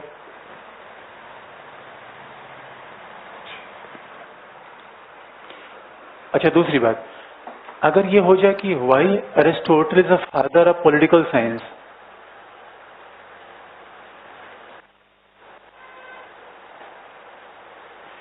कि उसे हम पॉलिटिकल साइंस का पिता क्यों माने? तो देखिए, इसके पहले कारण ये, पहला, science is not a subject but it is way to study something. भाई सवाल ही आता है, आज तक कभी सवाल आया नहीं, लेकिन हर चीज जो हमारे जहन में है उसका उत्तर हमारे पास होना चाहिए। जब एक शब्द का प्रयोग उन्होंने बार बार किया कि अरस्तु राजनीति विज्ञान का पिता था, लेकिन क्यों हम उसको मान लें? तो पहला उसका कारण है, देखिए पॉलिटिक्स का मतलब क्या है, हम अध्ययन क्या कर रहे हैं, what is a content, what is a subject matter. जो चीज हम अध्ययन कर रहे हैं वो पॉलिटिकल है, और हमारे अध्ययन का जो मेथड होगा, science is a method not a subject. विज्ञान अध्ययन का एक तरीका है, वो विषय नहीं है। अच्छा, विज्ञान के अध्ययन का तरीका क्या होता है? एम्पिरिकल, वैज्ञानिक, अनुभवात्मक होता है। इसका मतलब वैज्ञानिक, आपने कहा न्यूटन का मूल फिलॉसफी क्या थी? भाई सेब गिरते हुए देखा, उसने कहा यार वजनदार चीजें नीचे ही गिरती हैं, तो उसने जितनी वजनदार चीजों को लेके देखा, उसने कहा सब नीचे ही गिर रही हैं। इसका सीधा सा मतलब है दैट इज एक अनुभव के आधार पर। एम्पिरिकल का मतलब जो देख सके, जिसको छू सके, जिसका एम्पिरिकल का मतलब फैन क्या है, दिख रहा है, पेन है, आप छू ले रहे हैं, ये एम्पिरिकल है, अनुभवात्मक। जो सेंसेस में, अनुभव का मतलब किसका अनुभव? 5 सेंसेस, आंख से देखा, छुआ, स्पर्श किया, स्वाद लिया, टेस्ट लिया, दैट इज एम्पिरिकल। क्या देखिए, एम्पिरिकल स्टडी में आइडिया का अध्ययन नहीं होता है, विचार, आत्मा, परमात्मा, नो, एम्पिरिकल है। तो सवाल ये, अरिस्टोटल का मेथड टीलियोलॉजिकल है या एम्पिरिकल है? क्या है? टीलियोलॉजिकल भी है, एम्पिरिकल भी है, दोनों तरीके उसने जगह जगह यूज किए। और अब आपको यह दिला दें, आपको ऐसा कहाँ लगा कि क्या एम्पिरिकल का मतलब यही है? जैसे आपको पूछा जाए, कोई कहे कौवे कैसे हैं, तो आप रुक जाओ, देख के पहले बताते हैं। तो आपने ढूंढना शुरू किया, ओट्रम लेन में कौवा दिखा, ब्लैक, हडसन लेन में दिखा, ब्लैक, फिर आपने गांधी विहार में दिखा, ब्लैक, आपने कहा जरा उत्तराखंड में भी देख लेते हैं, ब्लैक। एम्पिरिकल आपका कंक्लूजन क्या है? सभी कौवे काले हैं, एम्पिरिकल। आपने क्या कौवा देखा? अच्छा, आपने देखा कि बाड़मेर के लोग बड़े लंबे होते हैं, तो आपने कहा अच्छा, एक्स व्यक्ति पूछा कहाँ से हो? बाड़मेर, का अच्छा इतनी फीट हाइट।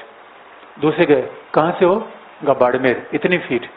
तीसरा, कहाँ से हो? बाड़मेर। एम्पिरिकल स्टडी हमने की, यहाँ के लोग लंबे होते हैं, एम्पिरिकल, अनुभव से देख के, विचारों की दुनिया नहीं। Physics and chemistry believes in empirical study. अच्छा, फिजिक्स इसी बात को मानेगा जो दिखता है, फिलोसफी नहीं मानती। मॉरलिटी में एम्पिरिसिज्म नहीं होता। अब बताइए, मेरी मुट्ठी में क्या है? क्या मेरी मुट्ठी में क्या है? क्या सवाल ये, आपको ये बताना चाहिए कि आपकी मुट्ठी के अंतर्गत मेरी नजरें नहीं पहुंच पा रही हैं, इसे हम बता नहीं सकते आपकी मुट्ठी में क्या है। एम्पिरिकल स्टडी का पार्ट नहीं है। मैं पूछूं दीवार के बगल कौन बैठा है? कहेगा आई कांट से। एम्पिरिकल व्यक्ति कहेगा ना ना, हम कांट से। आपसे पूछा जाए ऊपर स्वर्ग है, आप ये कैसे कर सकते? नहीं, आप गए हैं ऊपर। एम्पिरिकल स्टडी क्या होना चाहिए? नो, आई कांट से, मेरी नजरें वहां पहुंच नहीं पा रही, मैं कभी गया नहीं। आपने भूत देखा है? सीधे मत, एम्पिरिकल व्यक्ति सीधे नहीं कहता ना ना ना, हो नहीं सकता। अरे हो क्यों नहीं सकता? मैं आई कांट से, मैंने कभी देखा नहीं। किसको मानेंगे, जो देखेंगे या जो नहीं देखेंगे? देखी हुई चीज को मानना क्या है? एम्पिरिकल। साइंटिस्ट इसे विश्वास करता है। सवाल है, अरिस्टोटल ने एम्पिरिकल मेथड कहां यूज किया?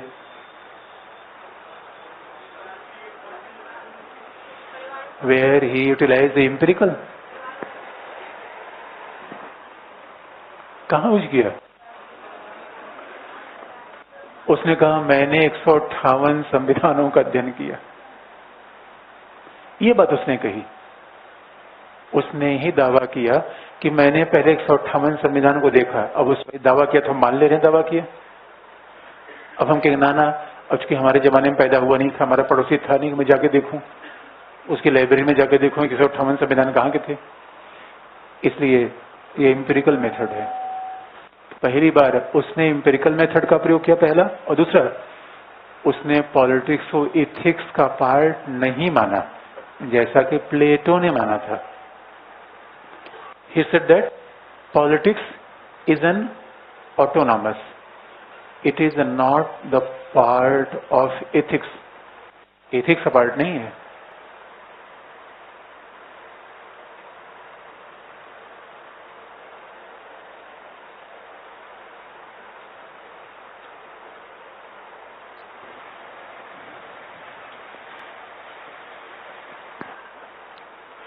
उसने कहा it is not part of ethics. इसका मतलब है, अब दूसरी बात है, किन किन चीजों का अध्ययन उसने किया। तो सीधी सी बात है, अध्ययन क्या किया? पॉलिटिक्स की सारी विषय वस्तु का अध्ययन उसने कर लिया। राज्य, फॉर्म ऑफ गवर्नमेंट, शासन प्रणाली का वर्गीकरण या क्लासिफिकेशन ऑफ गवर्नमेंट,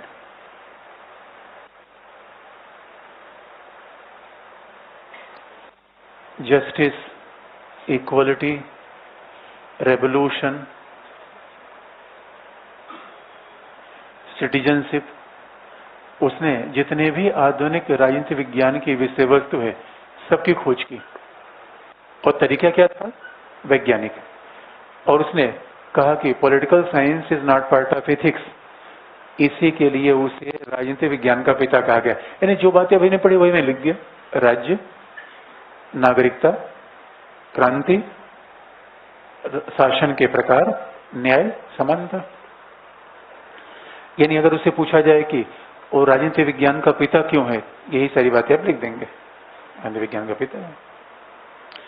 यानी जो आपने पढ़ा उसी को सिस्टमेटिकली कर देंगे। तो मेथड में वो बात लिख देंगे इधर।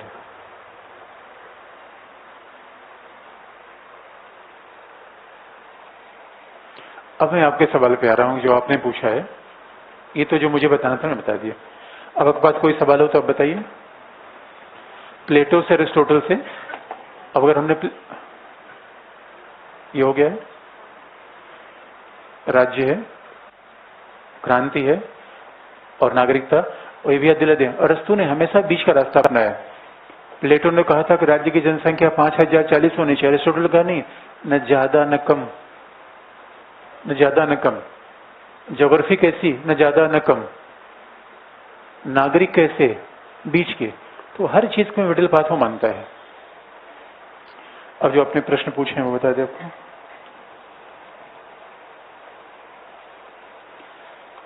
किसी ने कहा क्या समाज में समता समानता लाई जा सकती है? क्या गधे घोड़े समान हो सकते हैं? अच्छा फिर देखिए, ये अभी अलग डिबेट है। हम समानता का अध्याय थ्योरी में अलग से पढ़ेंगे। तो अभी पूरे डिबेट को अरिस्टोटल तक आप रखिए। समानता, न्याय सब हम पढ़ेंगे, अदरवाइज हम डाइवर्ट बहुत होंगे। तो थोड़ा सा आपसे रिक्वेस्ट है कि अभी आप अरिस्टोटल सवाल पूछिए, जिससे डिबेट इधर उधर न होने पाए। इसका जवाब आगे चल के देंगे।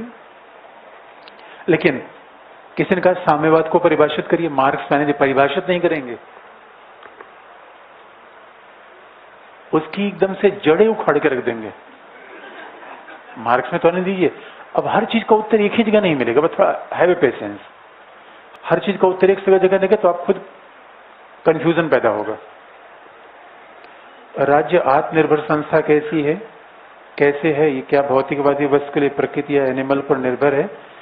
भाई आत्मनिर्भर का सीधा सा मतलब है कि राज्य किसी दूसरे राज्य पर निर्भर नहीं है और न ही किसी अन्य संगठन पे। इसका मतलब है राज्य निर्भर कैसे है? उसके आर्थिक आवश्यकताएं अंदर मिल जाती हैं, सुरक्षा भी कर लेता है, अपने सामाजिक जीवन का प्रबंध भी कर लेता है, तो किसी पे डिपेंडेंट नहीं है। अभी बात याद रखिए, अभी आज के संदर्भ में देखिए अरिस्टोटल के। गलती तब होगी जिसको आज के संदर्भ देखना शुरू करेंगे। नहीं, अरिस्टोटल। क्या समाज में समानता आने के बाद समाज समानता चिंता मत करिए, समानता का भी चिंता मत करिए, वो पूरा अलग टॉपिक है थियरी में।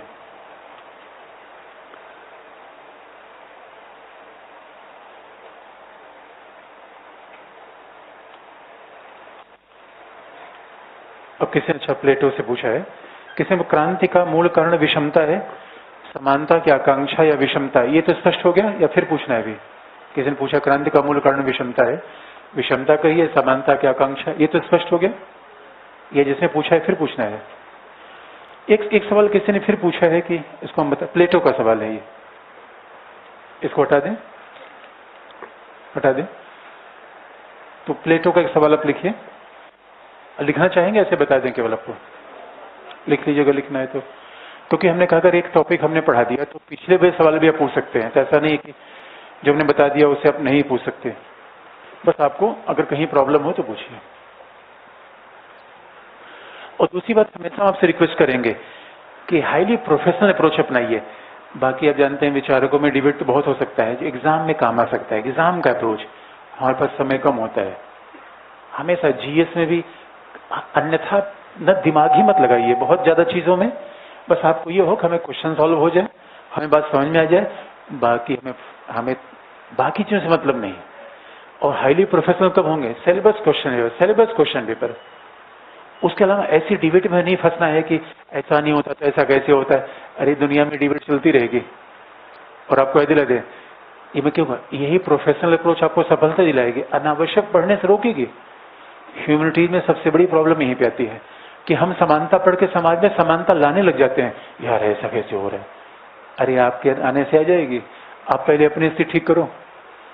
और मैं तो सीधी बात करता हूँ, जितने लोग आईएएस हो गए कभी नहीं पूछते सर कोई एरिस्टोटल में नया डेवलपमेंट हुआ है क्या? बस ये पूछेंगे, ट्रेनिंग बताएंगे, ट्रेनिंग में सर यहाँ गए थे क्या मजा आया, ये पोस्टिंग यहाँ मिल गई है, ये लोग पावर बताते हैं। इतने एरिस्टोटल के पीछे क्यों दीवाने हो? ये प्रोफेशनल अप्रोच, काम से काम, मैनेजमेंट की तरह है। जैसे आपको मैनेजर टास्क मिलता है, इतने दिन में ये काम करना है, लिखना है, बस क्वेश्चन पेपर, सिलेबस क्वेश्चन, बाकी डिबेट्स में अपने आप को उलझाइए ही मत, क्योंकि वैसे डिबेट का तो कोई उत्तर ही नहीं है, लगातार उत्तर मिलता रहेगा आपको। लिख लीजिए। ये कई बार लोगों ने पूछा है, हमने बताया, लिख लीजिए। साम्यवाद, प्लेटो का साम्यवाद,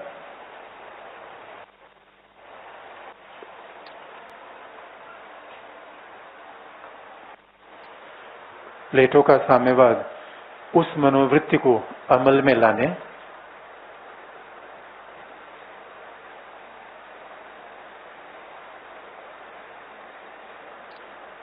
किसी इंग्लिश इसका वर्जन है, प्लेटो का साम्यवाद उस मनोवृत्ति को अमल में लाने और प्रचलित करने की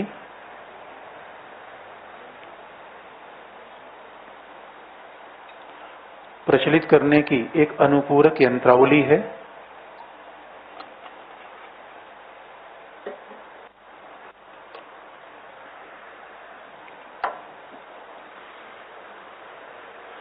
उस मनोवृत्ति को अमल में लाने और प्रचलित करने की एक अनुपूरक यंत्रावली है जिस मनोवृत्ति को शिक्षा उत्पन्न करती है।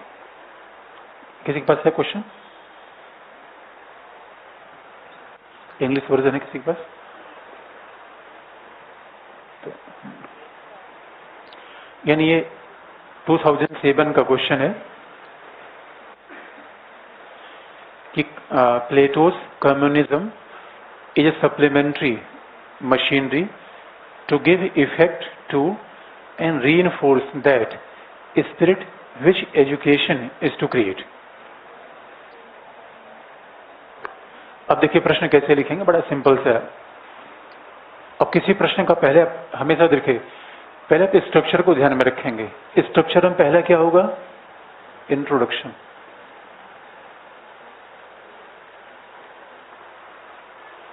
इंट्रोडक्शन होगा।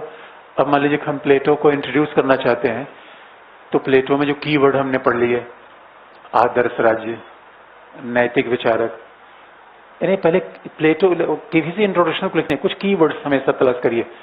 और देखिए कुछ लोग लिखते हैं वर्ड्स में स्पेस होना चाहिए, लाइन में स्पेस होना चाहिए, इंपॉर्टेंट पॉइंट का लाइन करिए, दैट इज बेसिक्स। ये मैं बार बार बताने की आवश्यकता न पड़े, वो फॉलो करिए। आपने देखा कुछ लोगों के हम व्हाट्सएप पे आंसर आपको भेज रहे हैं, आप सभी व्हाट्सएप जुड़ गए हैं? तो नहीं जुड़ गए तो मैं क्या करूं बताइए अब इसके लिए? भाई आपको जुड़ना चाहिए, मैंने एक बार मैसेज कल आपको दे दिया था, तो आपको व्हाट्सएप से आप जुड़े रहेंगे, जितने आपके ही बैच से जो लोग आंसर लिख रहे हैं। अभी कुछ हमने हिंदी में आपको दिए हैं, जब इंग्लिश में कोई अच्छा उत्तर लिख के लाएगा मैं इसको भी दे दूंगा। तो मैंने 3-4 आंसर आपको प्लेटो से, जो आपके ही क्लास में बैठे लोग हैं वो लिख के दे रहे हैं, तो मुझे लगता है कि it is one of the better answer. तो मैं इसको व्हाट्सएप कर देना, कुछ से आप कुछ सीख सकते हैं, लेकिन लिखना आपको खुद ही पड़ेगा। और जिनके आंसर दिए जा रहे हैं उनको कोई घाटा नहीं होगा, क्योंकि हमें कभी भी लिखने की हमारी शैली कोई चुराता नहीं। अब जो लोग नहीं जुड़े हैं, जो जुड़े हैं उनको मिला कि नहीं मिला है, तो इसको अभी देख लीजिए, इससे दोनों काम हो जाएगा, आपको आंसर ही मिल जा रहा है। लेकिन अब इंट्रोडक्शन अगर आपको लिखना होता है, आप 1-2 बार प्रैक्टिस करिए। अच्छा, दूसरे का आंसर देख के रटिए मत, उसको कोशिश करिए कि हम कैसे लिखें। जैसे आप देखते हैं कि इंट्रोडक्शन लिखने का कीवर्ड क्या होता है, कि मान लीजिए हमने लिखा, अब प्लेटो को लिख रहे हैं, तो भाई देखिए प्लेटो कोई महान व्यक्ति था, हमारे पड़ोसी था नहीं, या हमारा जूनियर था नहीं, तो हमेशा a great Greek philosopher, the disciple of Socrates, या a thinker who propounded a romantic vision of ideal state, यानी एक ऐसा विचारक जिसने पहली बार आदर्शवादी राज्य का विचार दिया और मानव को नैतिक जीवन जीने की सलाह दी। ऐसा प्लेटो, जो कि सुकरात का महान शिष्य था। ऐसे इंट्रोडक्शन आप शुरू कर सकते हैं। तो इंट्रोडक्शन एक बार बनाइए, 2 बार बनाइए। दूसरी बात आप कर सकते हैं, जैसे कुछ टर्म्स होते हैं, प्लेटो आदर्शवादी विचारक था जिसने आदर्श राज्य का विचार दिया, जो आज के उदारवादी भौतिकवादी युग में भी हमें आकर्षित करता है। दैट में भी introduction. Plato propounded a romantic ideal state which is a matter of great attraction in today's world of liberalism and materialism। ऐसा इंट्रोडक्शन एक तरीका नहीं होता, यही आपकी क्रिएटिविटी है। ह्यूमैनिटीज में क्रिएटिविटी डज मैटर। साइंस में इसका मतलब नहीं होता। साइंस में अगर आपने विषय समझा है, अच्छे से आप लिख देंगे। मानविकी विषय में एक ही बात को समझ के 10 लोग इस तरीके से लिखेंगे। इसलिए पढ़ने से ज्यादा आपको हमेशा लिखने पर बल देना चाहिए। एग्जाम का की यही है, और लिखेंगे तब एक बार समझ लेंगे, फिर एक बार प्रैक्टिस करेंगे, 2 बार प्रैक्टिस करेंगे। इंट्रोडक्शन हमने बताया कि जो जैसा लिख लीजिए। दूसरी बात है, किसी प्रश्न का पार्ट आप क्रिएट कर लीजिए। तो पहला आपने क्या कहा, पहला कीवर्ड क्या है, द स्पिरिट ऑफ कम्युनिज्म। यही तो बात है, साम्यवाद की मनोवृत्ति।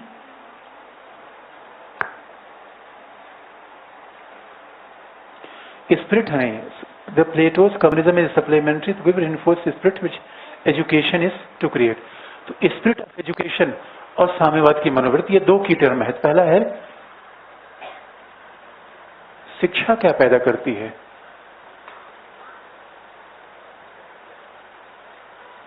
स्पिरिट ऑफ एजुकेशन, शिक्षा पैदा क्या करती है। दूसरा, साम्यवाद की मनोवृत्ति, टेंडेंसी ऑफ कम्युनिज्म, ये की टर्म है। ये साम्यवाद की मनोवृत्ति क्या है, शिक्षा, ये 2 की टर्म को आपको खोलना है। तो हमने पहले बताया, एक बार की टर्म आप समझ लीजिए। फिलोसफर में अगर आपने की टर्म डाला तो हर की टर्म पे 3-4 बातों को विस्तार कर दीजिए, अपने आप आपको उत्तर मिल जाएगा। और ये तब होगा जब एक ही बात को बार बार रिपीटेडली आप पढ़ेंगे। जैसे अब यहाँ गलती बता दिया, जैसे शिक्षा दिखा तो हमारे दिमाग में क्या दौड़ने लगता है, first stage, second stage, third stage. हमने फिर कहा ये कहीं पूछा नहीं जाएगा आपको, तथ्यात्मक बातें एग्जामिनर कभी नहीं पूछता। इसे अपने प्लेटो में ध्यान दिया, हमने उस बात पे बल नहीं दिया। हमने बल दिया कि शिक्षा का साम्यवाद से संबंध क्या है, शिक्षा का राजा से क्या संबंध है। हमारे पढ़ाने का तरीका नोट्स लिखने के तरीके से अलग था। और ऐसा क्यों था, क्योंकि एग्जाम उसी डायरेक्शन पूछे जाते हैं, क्वेश्चन उस डायरेक्शन होंगे। ऐसा नहीं कि अलग से आपको साम्यवाद बता दिया, कभी एग्जामिनर नहीं पूछेगा। वो इनफॉर्मेटिव बातें नहीं पूछता, जीएस में भी नहीं, विषय में भी नहीं। जीएस में नहीं पूछता, विषय में सवाल ही पैदा नहीं होता। इसलिए अब अगर आपको मिल जाए स्पिरिट ऑफ एजुकेशन और 3-4 पॉइंट आप बता दीजिए मुझे, तो शिक्षा की जो प्रवृत्ति है, ये शिक्षा क्या पैदा करती है। भाई शिक्षा का मूलभूत है ज्ञान और अज्ञान के बीच अंतर पैदा कर देना, यही तो है। Difference between knowledge and opinion, अज्ञान और ज्ञान के बीच अंतर पैदा कर देना, यही तो शिक्षा का मूल काम है। शिक्षा का मूल काम क्या है, आत्मा का ज्ञान देना, शिक्षा का ही काम है आत्मा ज्ञान देना। शिक्षा का मूल काम क्या है? न्याय, नैतिकता, सौंदर्य, सौंदर्य और विचारों का ज्ञान देना। That is basic function of education. शिक्षा क्या करती है? ज्ञान अज्ञान को अंतर बताएगी, यानी शिक्षा को गुफा से निकालती है। आपको याद है? और की टर्म यूज करने का, ऐसा नहीं गुफा एक जगह पढ़ लिया तो आपने उसको कोशिश करिए हर जगह में यूज कर पाए। जो व्यक्ति शिक्षित नहीं हो कहाँ बैठा हुआ है? गुफा में। अब यहाँ आप याद रखिए, अब गड़बड़ी कहाँ होती है? हम लिखना शुरू कर दिए शिक्षा का पहला चरण, दूसरा चरण, उससे मतलब नहीं है। एग्जामिनर दो चीजों को जोड़ रहा है, ये मत लिखिए शिक्षा पहला चरण दूसरा चरण। अब दूसरा, और जब साम्यवाद पर आ जाते हैं तो अब ये देखिए, ये तो स्पष्ट है शिक्षा ही पैदा करती है। ज्ञान अज्ञान के बीच अंतर, न्याय और आत्मा, शरीर हम नहीं है। इसे शिक्षा क्या पैदा करती है? विचार महत्वपूर्ण है या भौतिक वस्तुएं? विचार महत्वपूर्ण है। Idea is more important. An idea can change the life. जहां विचार है वहीं परिवर्तन है। और जरा सोच के देखिए, अगर ऐसा आइडिया चेंज हो गया, कम्युनिज्म क्या है? कम्युनिज्म क्या है? जो दार्शनिक राजा होगा, गार्डियन क्लास के पास अपना न परिवार होगा, गार्डियन क्लास के पास न तो अपना परिवार होगा न अपनी संपत्ति होगी। ये तो साम्यवाद है। साम्यवाद है, यही तो है कि भाई उनके पास संपत्ति नहीं होगी। इसका मतलब है उनके लिए पूरा राज्य ही परिवार होगा, स्टेट फैमिली। क्यों? वे राज्य की एकता के लिए काम करेंगे। यही तो साम्यवाद है। साम्यवाद का मतलब यही है।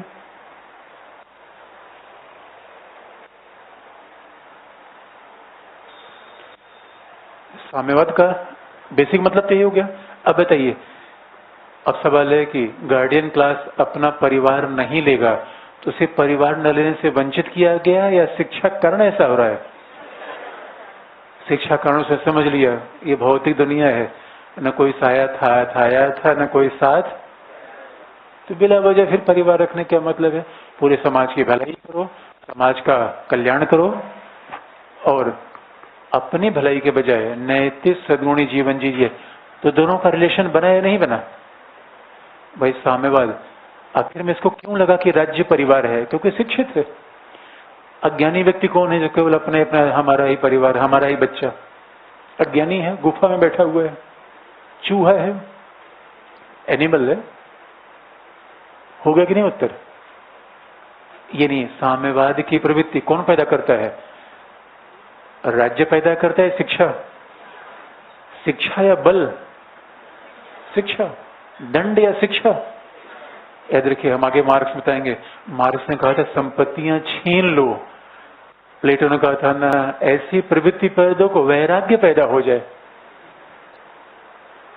गौतम बुद्ध से किसी ने संपत्ति छीनी थी या वैराग्य पैदा हो गया?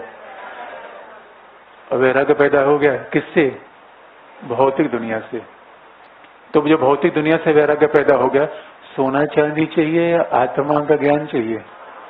जैसे मर्जी वैसे कह लिया।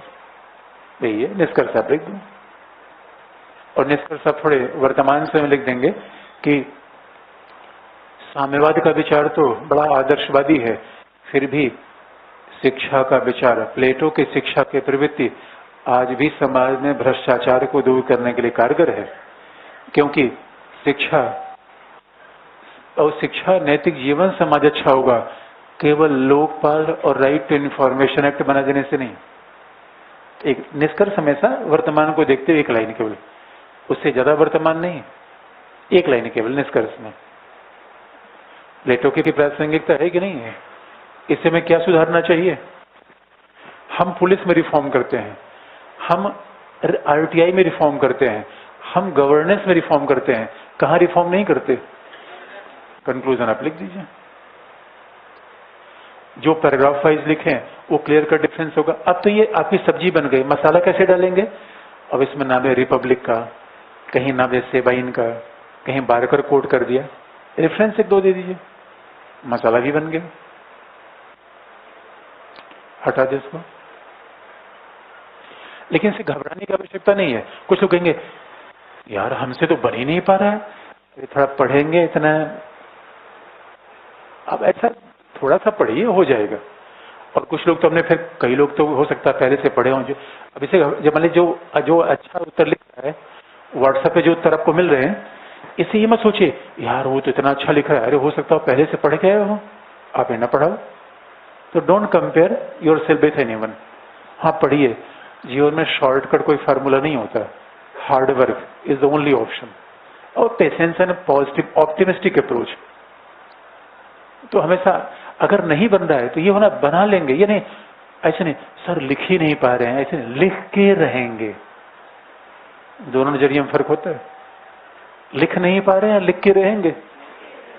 पलायनवादी नहीं, ना ना ना सर, पलायनवादी अप्रोच नहीं होना चाहिए, और अप्रोच का जीवन में बड़ा महत्व होता है। अगला है, अगला प्रश्न, अगला प्रश्न पूछे, हटा दें इसको, बताइए क्या करें। कौन? नहीं, श्रम की गरिमा का अपमान करता है अरिस्टोटल के लिए। भाई देखिए, आलोचना तो बहुत की बात, श्रम की गरिमा के अपमान का मतलब है उसने जो स्थान दासों को दिया। भाई जो श्रम करेगा उसका शासन में कोई सहभागिता नहीं है, सब आलोचना कर लीजिए। लेकिन बाद में कहिए अरे भाई कब लिख रहा था, किस परिप्रेक्ष्य में लिख रहा था, और शासन करने वाला खुद ही नैतिक है, तो आलोचना कर सकते हैं कि श्रम का ही अपमान नहीं किया, महिलाओं का तो और अपमान किया। लेकिन सवाल लिख कह रहा कबीलाई समाज में, तो हमें सब जस्टिफाई करते हैं, आलोचना कर दीजिए। हाँ, अब मैं रस्तों से प्रश्न मैं ले रहा हूँ, या लिखिए उसके बाद आपको बता रहा हूँ। ये लिखिए। अच्छा, शायद एक बड़ा कंफ्यूजन ये हो गया है कि आपने जो भी अनसॉल्व पेपर ले रखा है उसमें एरिस्टोटल के साथ एक प्रश्न ये लिख दिया गया है कि वैयक्तिक राजनीतिक है, पर्सनल इज पॉलिटिकल। इसका एरिस्टोटल से कोई मतलब नहीं है। जिसने भी पेपर लिखा हुआ है, जो सॉल्व पेपर या अनसॉल्व बनाया हुआ है, उसने गड़बड़ी कर दी है। ये नारीवाद का विचार है, एरिस्टोटल से कोई मतलब नहीं है, तो इसको हल करने कोई आवश्यकता नहीं है। वो हम नारीवाद में थियरी में पढ़ते हैं अलग से, उसको मत हल करिएगा। और दूसरी बात, never see a solve paper, कभी भी सॉल्व पेपर मत देखिएगा। जितने भी सॉल्व पेपर हैं बड़े घटिया स्तर के हैं, उससे पूरा अप्रोच ही अब खराब हो जाएगा। तो कई लोग क्या करते हैं कि अरे सर ने तो बता दिया, चलो कुछ एक्स्ट्रा भी करते हैं। एक्स्ट्रा नहीं, फिर डेंजरस हो जाएगा। अब देखिए, जिसने अनसॉल्व पेपर लिखा है, अरिस्टो के विचार में कैसे आएगा ये, तो अभी उसको छोड़ दीजिए, वो नारीवाद में अलग से बता देंगे। लिखिए, जिन्होंने पूछा हुआ है। एक सबसे अच्छा सवाल अरिस्टोटल से पूछा गया है, जो मैं पहले आपको बताता हूं, लिख लीजिए। ये मुझे लगता है अरिस्टोटल से पूछा गया एक बहुत अच्छा सवाल है, वो पहले 10 साल पहले पूछा गया है। हमने फिर कहा अब ऐसे सवाल नहीं पूछे जा रहे, फिर भी कोई सवाल है उसको उत्तर में देना ही चाहिए। देखिए, स्वामी का प्राधिकार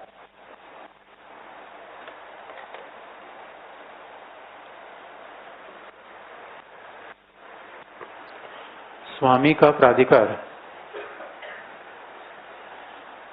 सत्ताधारी का प्राधिकार एक दूसरे से भिन्न है।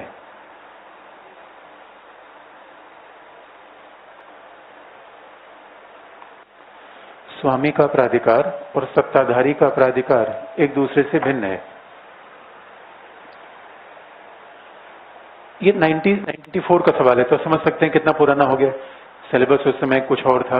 अच्छा, पहले पॉलिटिकल साइंस में थिंकर से बहुत सवाल आते थे, अभी प्रीवियस ईयर के सवाल को देखिए, थिंकर को उसने बिल्कुल मिनिमाइज कर दिया है। तो चीजें चेंज होती रहती हैं।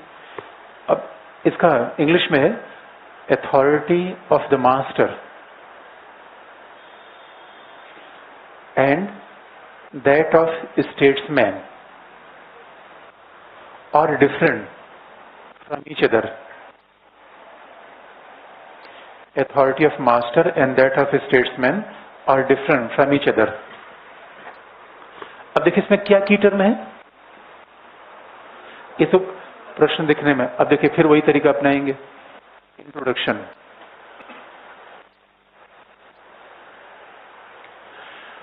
और अरिस्टोटल को इंट्रोडक्शन दे रहे हैं, कोशिश करिए प्लेटो कंपैरिजन हो जाए, बेस्ट इंट्रोडक्शन होगा कि प्लेटो के आदर्श राज्य के विचार को अरस्तु ने संवैधानिक शासन में परिवर्तित कर दिया। ऐसा इंट्रोडक्शन दे सकते हैं। आप ऐसे देखें, दूसरा इंट्रोडक्शन आपको बता दें, रटने की आवश्यक, 1 बनाइए, 2 बनाइए, 3 बनाइए, बस पहले की टर्म तलाशिए।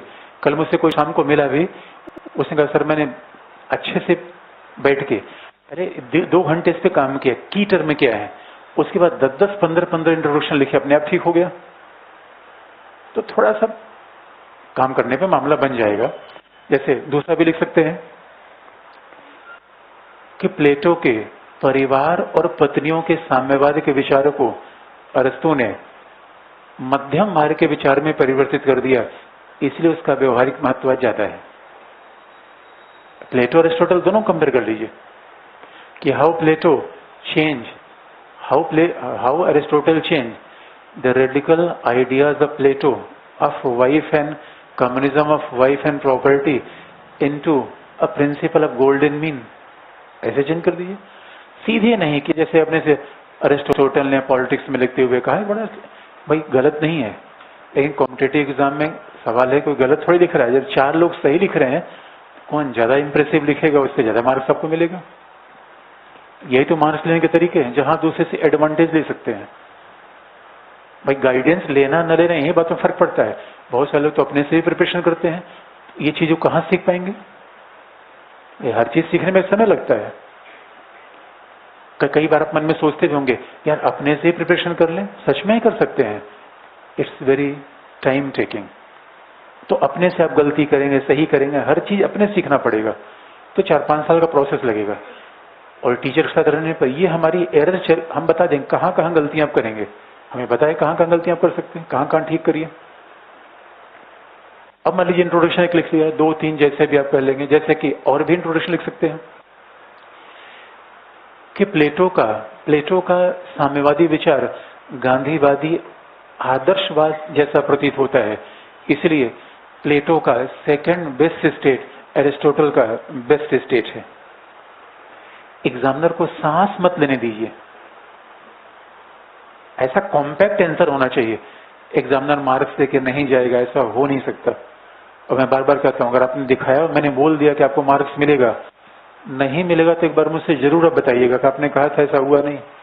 और यकीन मानिए 2-2, 3-3 लोगों कॉपी हमारे पास है जिनके पीछे में लिखा था टॉपर्स कैपेबिलिटी, उसमें राहुल एक भी है। और राहुल से कभी आप पर्सनली पूछिएगा, पहला ही आंसर उन्होंने दिखाया था, तो उन्होंने कहा कि यार तुम्हारे अंदर टॉपर की क्षमता है। तो आप इतना तो अगर हम कह रहे हैं बार बार, इसलिए विश्वास अपने में रखिए, मुझ में रखिए, उससे बढ़ के ईश्वर में रखिए।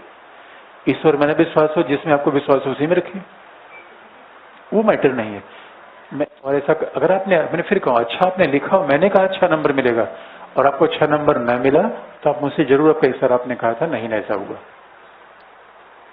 इसे एक तरीका है, एक इंट्रोडक्शन लिखे, 2 लिखे, 3 लिखे, आप कहेंगे मैं लिखवा दूंगा, मुझे कोई दिक्कत नहीं, लेकिन सीखना आपको है।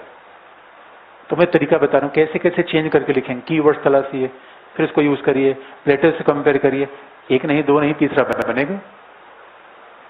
अब इसमें देखिए की टर्म 2 है। पहला क्या लिखा है, authority of A master. Master का मतलब है स्वामी का मतलब पति, हस्बैंड की अथॉरिटी ऑफ ए मास्टर।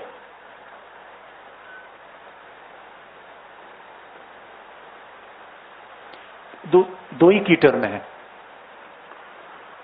और दूसरा अथॉरिटी ऑफ ए स्टेट्समैन या अथॉरिटी ऑफ ए किंग।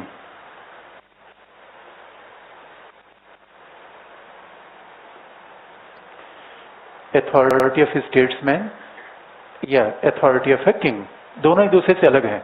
यही तो बात पूछा एग्जामिनर ने। अब देख कैसे हम शुरू करेंगे, शुरू ऐसे करेंगे, प्लेटो ने क्या माना, आपको याद दिला दें, प्लेटो ने परिवार को माना ही नहीं है, और राज्य ही परिवार है। इसे कंपैरिजन अब शुरू करेंगे। प्लेटो के लिए स्टेट फैमिली का विचार है। प्लेटो ने परिवार को राज्य की एकता में बुराई मानी। इसे आपने कभी देखा प्लेटो ने परिवार का उल्लेख किया, उसमें कौन कौन होता है, Plato never pointed about the members of family. Plato ने कभी नहीं कहा परिवार में कौन है, दादा है, पिता है, स्लेव्स है, कुछ कहा ही नहीं बल्कि उसके हिसाब से सबसे बड़ा परिवार कौन है? राज्य। राज्य। इसलिए याद रखिए, अगर प्लेटो में परिवार के बजाय राज्य शब्द का ही प्रयोग होता है तो प्लेटो के लिए जैसा परिवार का मालिक है वैसा ही राज्य का शासक है। प्लेटो ने दोनों में कोई अंतर नहीं किया है। शुरू यहां से करना पड़ेगा आपको। ये बात मैं फिर कह दूं। अच्छा बताइए, प्लेटो ने परिवार राज्य को एक ही मान लिया? बहुत ध्यान से आप देखेंगे, अरिस्टोटल का विचार हमने पढ़ा तो हमने देखा कि ये मालिक है, ये पत्नी है, ये बच्चे हैं। प्लेटो में कभी हमने ये बात कही या मैं भूल गया? अरे है ही नहीं है प्लेटो में, क्योंकि प्लेटो का ध्यान परिवार पे था ही नहीं। इसलिए प्लेटो में क्या होगा? Master is equal to statesman. जो परिवार का राजा है वो परिवार का राजा है, पूरे राज्य का राजा है, क्योंकि राज्य ही परिवार है, छोटा छोटा परिवार तो है ही नहीं है। तो जो फिलोसफर किंग है वो पूरे राज्य का राजा है, परिवार का राजा अपने आप हो गया, क्योंकि परिवार ही बड़ा है, उसका एक ही परिवार है, पूरे एक ही परिवार। पूरे राज्य में क्या होगा? एक ही परिवार। इसलिए प्लेटो इस अंतर को नहीं मानता। पहला यहां शुरू करना पड़ेगा आपको। आप तो शुरू अरस्तु से भी कर सकते थे, लेकिन कंपैरिजन जितना ज्यादा करेंगे उतना आपको मार्क्स ज्यादा अच्छा मिलेगा। अब दूसरी बात पर आ जाइए। किसने अंतर किया? अरिस्टोटल ने। अरिस्टोटल ने कैसे अंतर किया? अरिस्टोटल ने क्या कहा? फैमिली अलग है, गांव अलग है और स्टेट अलग है। फैमिली अलग है, गांव अलग है, स्टेट अलग है। और उसने फिर ये बताया भी फैमिली में कौन कौन होगा। मैंने पहले आपको बता रखा है कि फैमिली में कौन होगा? मास्टर और स्लेव। दूसरा हस्बैंड और वाइफ, फादर एंड सन। ये परिवार में प्लेटो ने कभी ऐसी बात नहीं कही। प्लेटो के चिंतन में परिवार है ही नहीं है। इसे याद रखिए, जो परिवार का स्वामी है और जो राज्य का शासक होगा उससे दोनों की पोजीशन अलग है या एक है? अरे भाई अलग कैसे नहीं होगा? अलग कैसे होगा भाई? जो राज्य का शासक होगा जरूरी नहीं कि परिवार का मालिक हो, पहली बात। और याद रखिए, जब यहाँ पे शासक रहेगा, रूलर होगा, जो स्टेट्समैन होगा, वो सभी के साथ एक जैसा व्यवहार करेगा, अलग अलग व्यवहार करेगा? एक जैसा। Rule of law. अरिस्टोटल ने क्या बताया? यानी मास्टर के द्वारा, स्टेट्समैन के द्वारा सभी लोगों के साथ एक जैसा व्यवहार किया जाएगा, विधि का शासन। लेकिन क्या परिवार का मुखिया इन तीनों के साथ एक जैसा व्यवहार करेगा, अलग अलग? अलग अलग। पहला अंतर आ गया। इसलिए परिवार के मुखिया का प्राधिकार केवल परिवार तक है, राजा का परिवार पूरे समाज तक। दूसरा अंतर आ गया भाई। सीधी सी बात है, हम बात को अच्छा इतना गंभीर बनाने की आवश्यकता है? गंभीर क्यों सोच रहे हैं? अच्छा बताइए, मैं अपने परिवार का मालिक हूं तो मैं मोदी हो गया? अरे मोदी और हम में कुछ अंतर है कि नहीं है? क्या अंतर है? मैं किसका? मैं भी अथॉरिटी, मैं मास्टर हूं यहां अपने कुनबे का। और मोदी किसका मास्टर है? बात सीधी सी है। अच्छा तो मोदी सबके साथ एक जैसा व्यवहार करेंगे, अलग अलग? विधि का शासन है। और मैं अलग अलग व्यवहार करूंगा, बच्चों के साथ अलग व्यवहार करूंगा, पत्नी के साथ अलग। दास तो कोई है नहीं मेरा भाई, असिस्टेंट है, उनके साथ अलग व्यवहार होगा। होगा कि नहीं होगा? दूसरा, मेरा प्रभाव मेरे परिवार पे चलेगा, पड़ोसी पे? मोदी का प्रभाव सब पे। तीसरा, राज्य का उद्देश्य क्या है? नैतिक सद्गुणी जीवन का विकास। परिवार का उद्देश्य क्या है? नून तेल लकड़ी। नून तेल लकड़ी परिवार है, बायोलॉजिकल। मास्टर का उद्देश्य क्या है? भौतिक आवश्यकताएं पूरी कर देना। स्टेट्समैन का पर्पज क्या है? ये बात स्पष्ट हो गई। ये जो मोदी और आपके बापू में अंतर है, वही प्लेटो ने कहा। अरस्तु ने कहा इसमें कौन सी बड़ी बात है दोस्तों, ये बात स्पष्ट हो गई, निष्कर्ष आप इसे लिख देंगे। फिर वही अरस्तु का विचार व्यवहारिक है, उसने विधि के शासन की बात की, परिवार को स्वीकार किया और परिवार को स्वीकार करते हुए राज्य को स्वीकार किया, इसलिए उसकी एकता विविधता में एकता है, विविधताओं को हटा के नहीं है, जो आज बहुत प्रासंगिक है। Aristotelian view is very much relevant today because Aristotle accepts the importance of family, and for him unity means unity in diversity rather than destruction of diversity। हो गया? अगला सवाल लिखिए। भूमिका निष्कर्ष लिखवाएंगे? अच्छा, एक आध में लिखवा दूंगा, भी लिख लीजिए, मैं लिखवा दूंगा। एक सवाल और लिखिए, अरस्तु से पूछा गया, ये मैंने बताया था, फिर भी आपने पूछा है, कोई बात, आप लिखिए।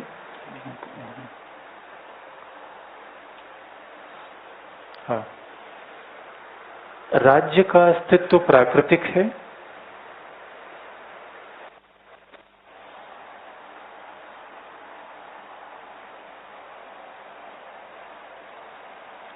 ये 2002 का सवाल है। पॉलिस एग्जिस्ट बाय नेचर, राज्य को मतलब पॉलिस में POLIS, राज्य का अस्तित्व प्राकृतिक है, पॉलिस एग्जिस्ट बाय नेचर, और वह व्यक्ति का पूर्वगामी है, and that is prior to individual. राज्य का अस्तित्व प्राकृतिक है और व्यक्ति का पूर्वगामी है, state exist by nature and it is prior to individual. अच्छा, ये लिख लेंगे नहीं, ये सबसे सरल सवालों में एक है, ये थोड़ा सा टेक्निकल सवाल है, इसको हटा दें। अच्छा, अगर मान लो कोई चीज मैं बताऊं, किसी को समझ में ना आए तो बिना संकोच का पूछ लिया करिए, कभी भी ये मत सोचिए कोई और क्या सोचेगा, हमको नहीं आता। जेन्युइन सवाल हमेशा पूछना चाहिए। हाँ, अगर वैसे कोई कुतूहल हो तो क्लास के बाद पूछ लीजिए, जो अरस्तु संबंधित ना हो। लेकिन अगर मैंने कोई चीज एक्सप्लेन की, उसमें आपको कोई प्रॉब्लम हो गई, तो उसमें कभी संकोच नहीं करना चाहिए, तुरंत पूछ लेना चाहिए। आगे बढ़े, फिर इसको हटा दें। इसमें निष्कर्ष जैसे हमने कहा कि एकता का मतलब क्या है, विविधता में एकता है, विविधताओं को हटा के नहीं, इसलिए अरस्तु ने परिवार के विचार को माना। अब बताइए। हाँ बताइए।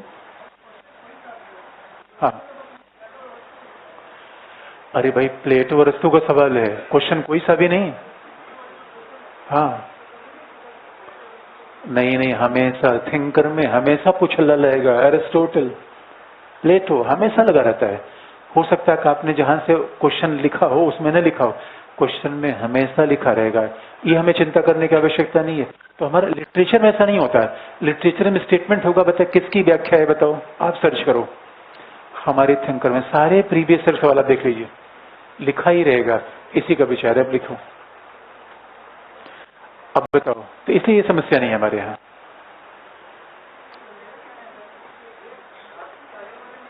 क्या करें? राजनीतिक? हाँ, मतलब नहीं समझ पाया मैं, प्रश्न क्या पूछे? हाँ, एकदम सही बात है। आपका मतलब है कि मास्टर के बारे में पूछा है, फिलोसफर क्यों कोट, एकदम कोट कर सकते हैं, और यही आपका इंटरचेंज, एक का दूसरे रिलेशन है। अच्छा, अभी समय हो गया, तो ये प्रश्न कल मैं आपको, कल मैं केवल पढ़ेगा, जो प्रश्न आपको ले गए, जिन्होंने यहाँ भी पूछा हुआ है, तो अपने प्रश्न आप ले लीजिएगा, कल फिर इसको देख लेंगे।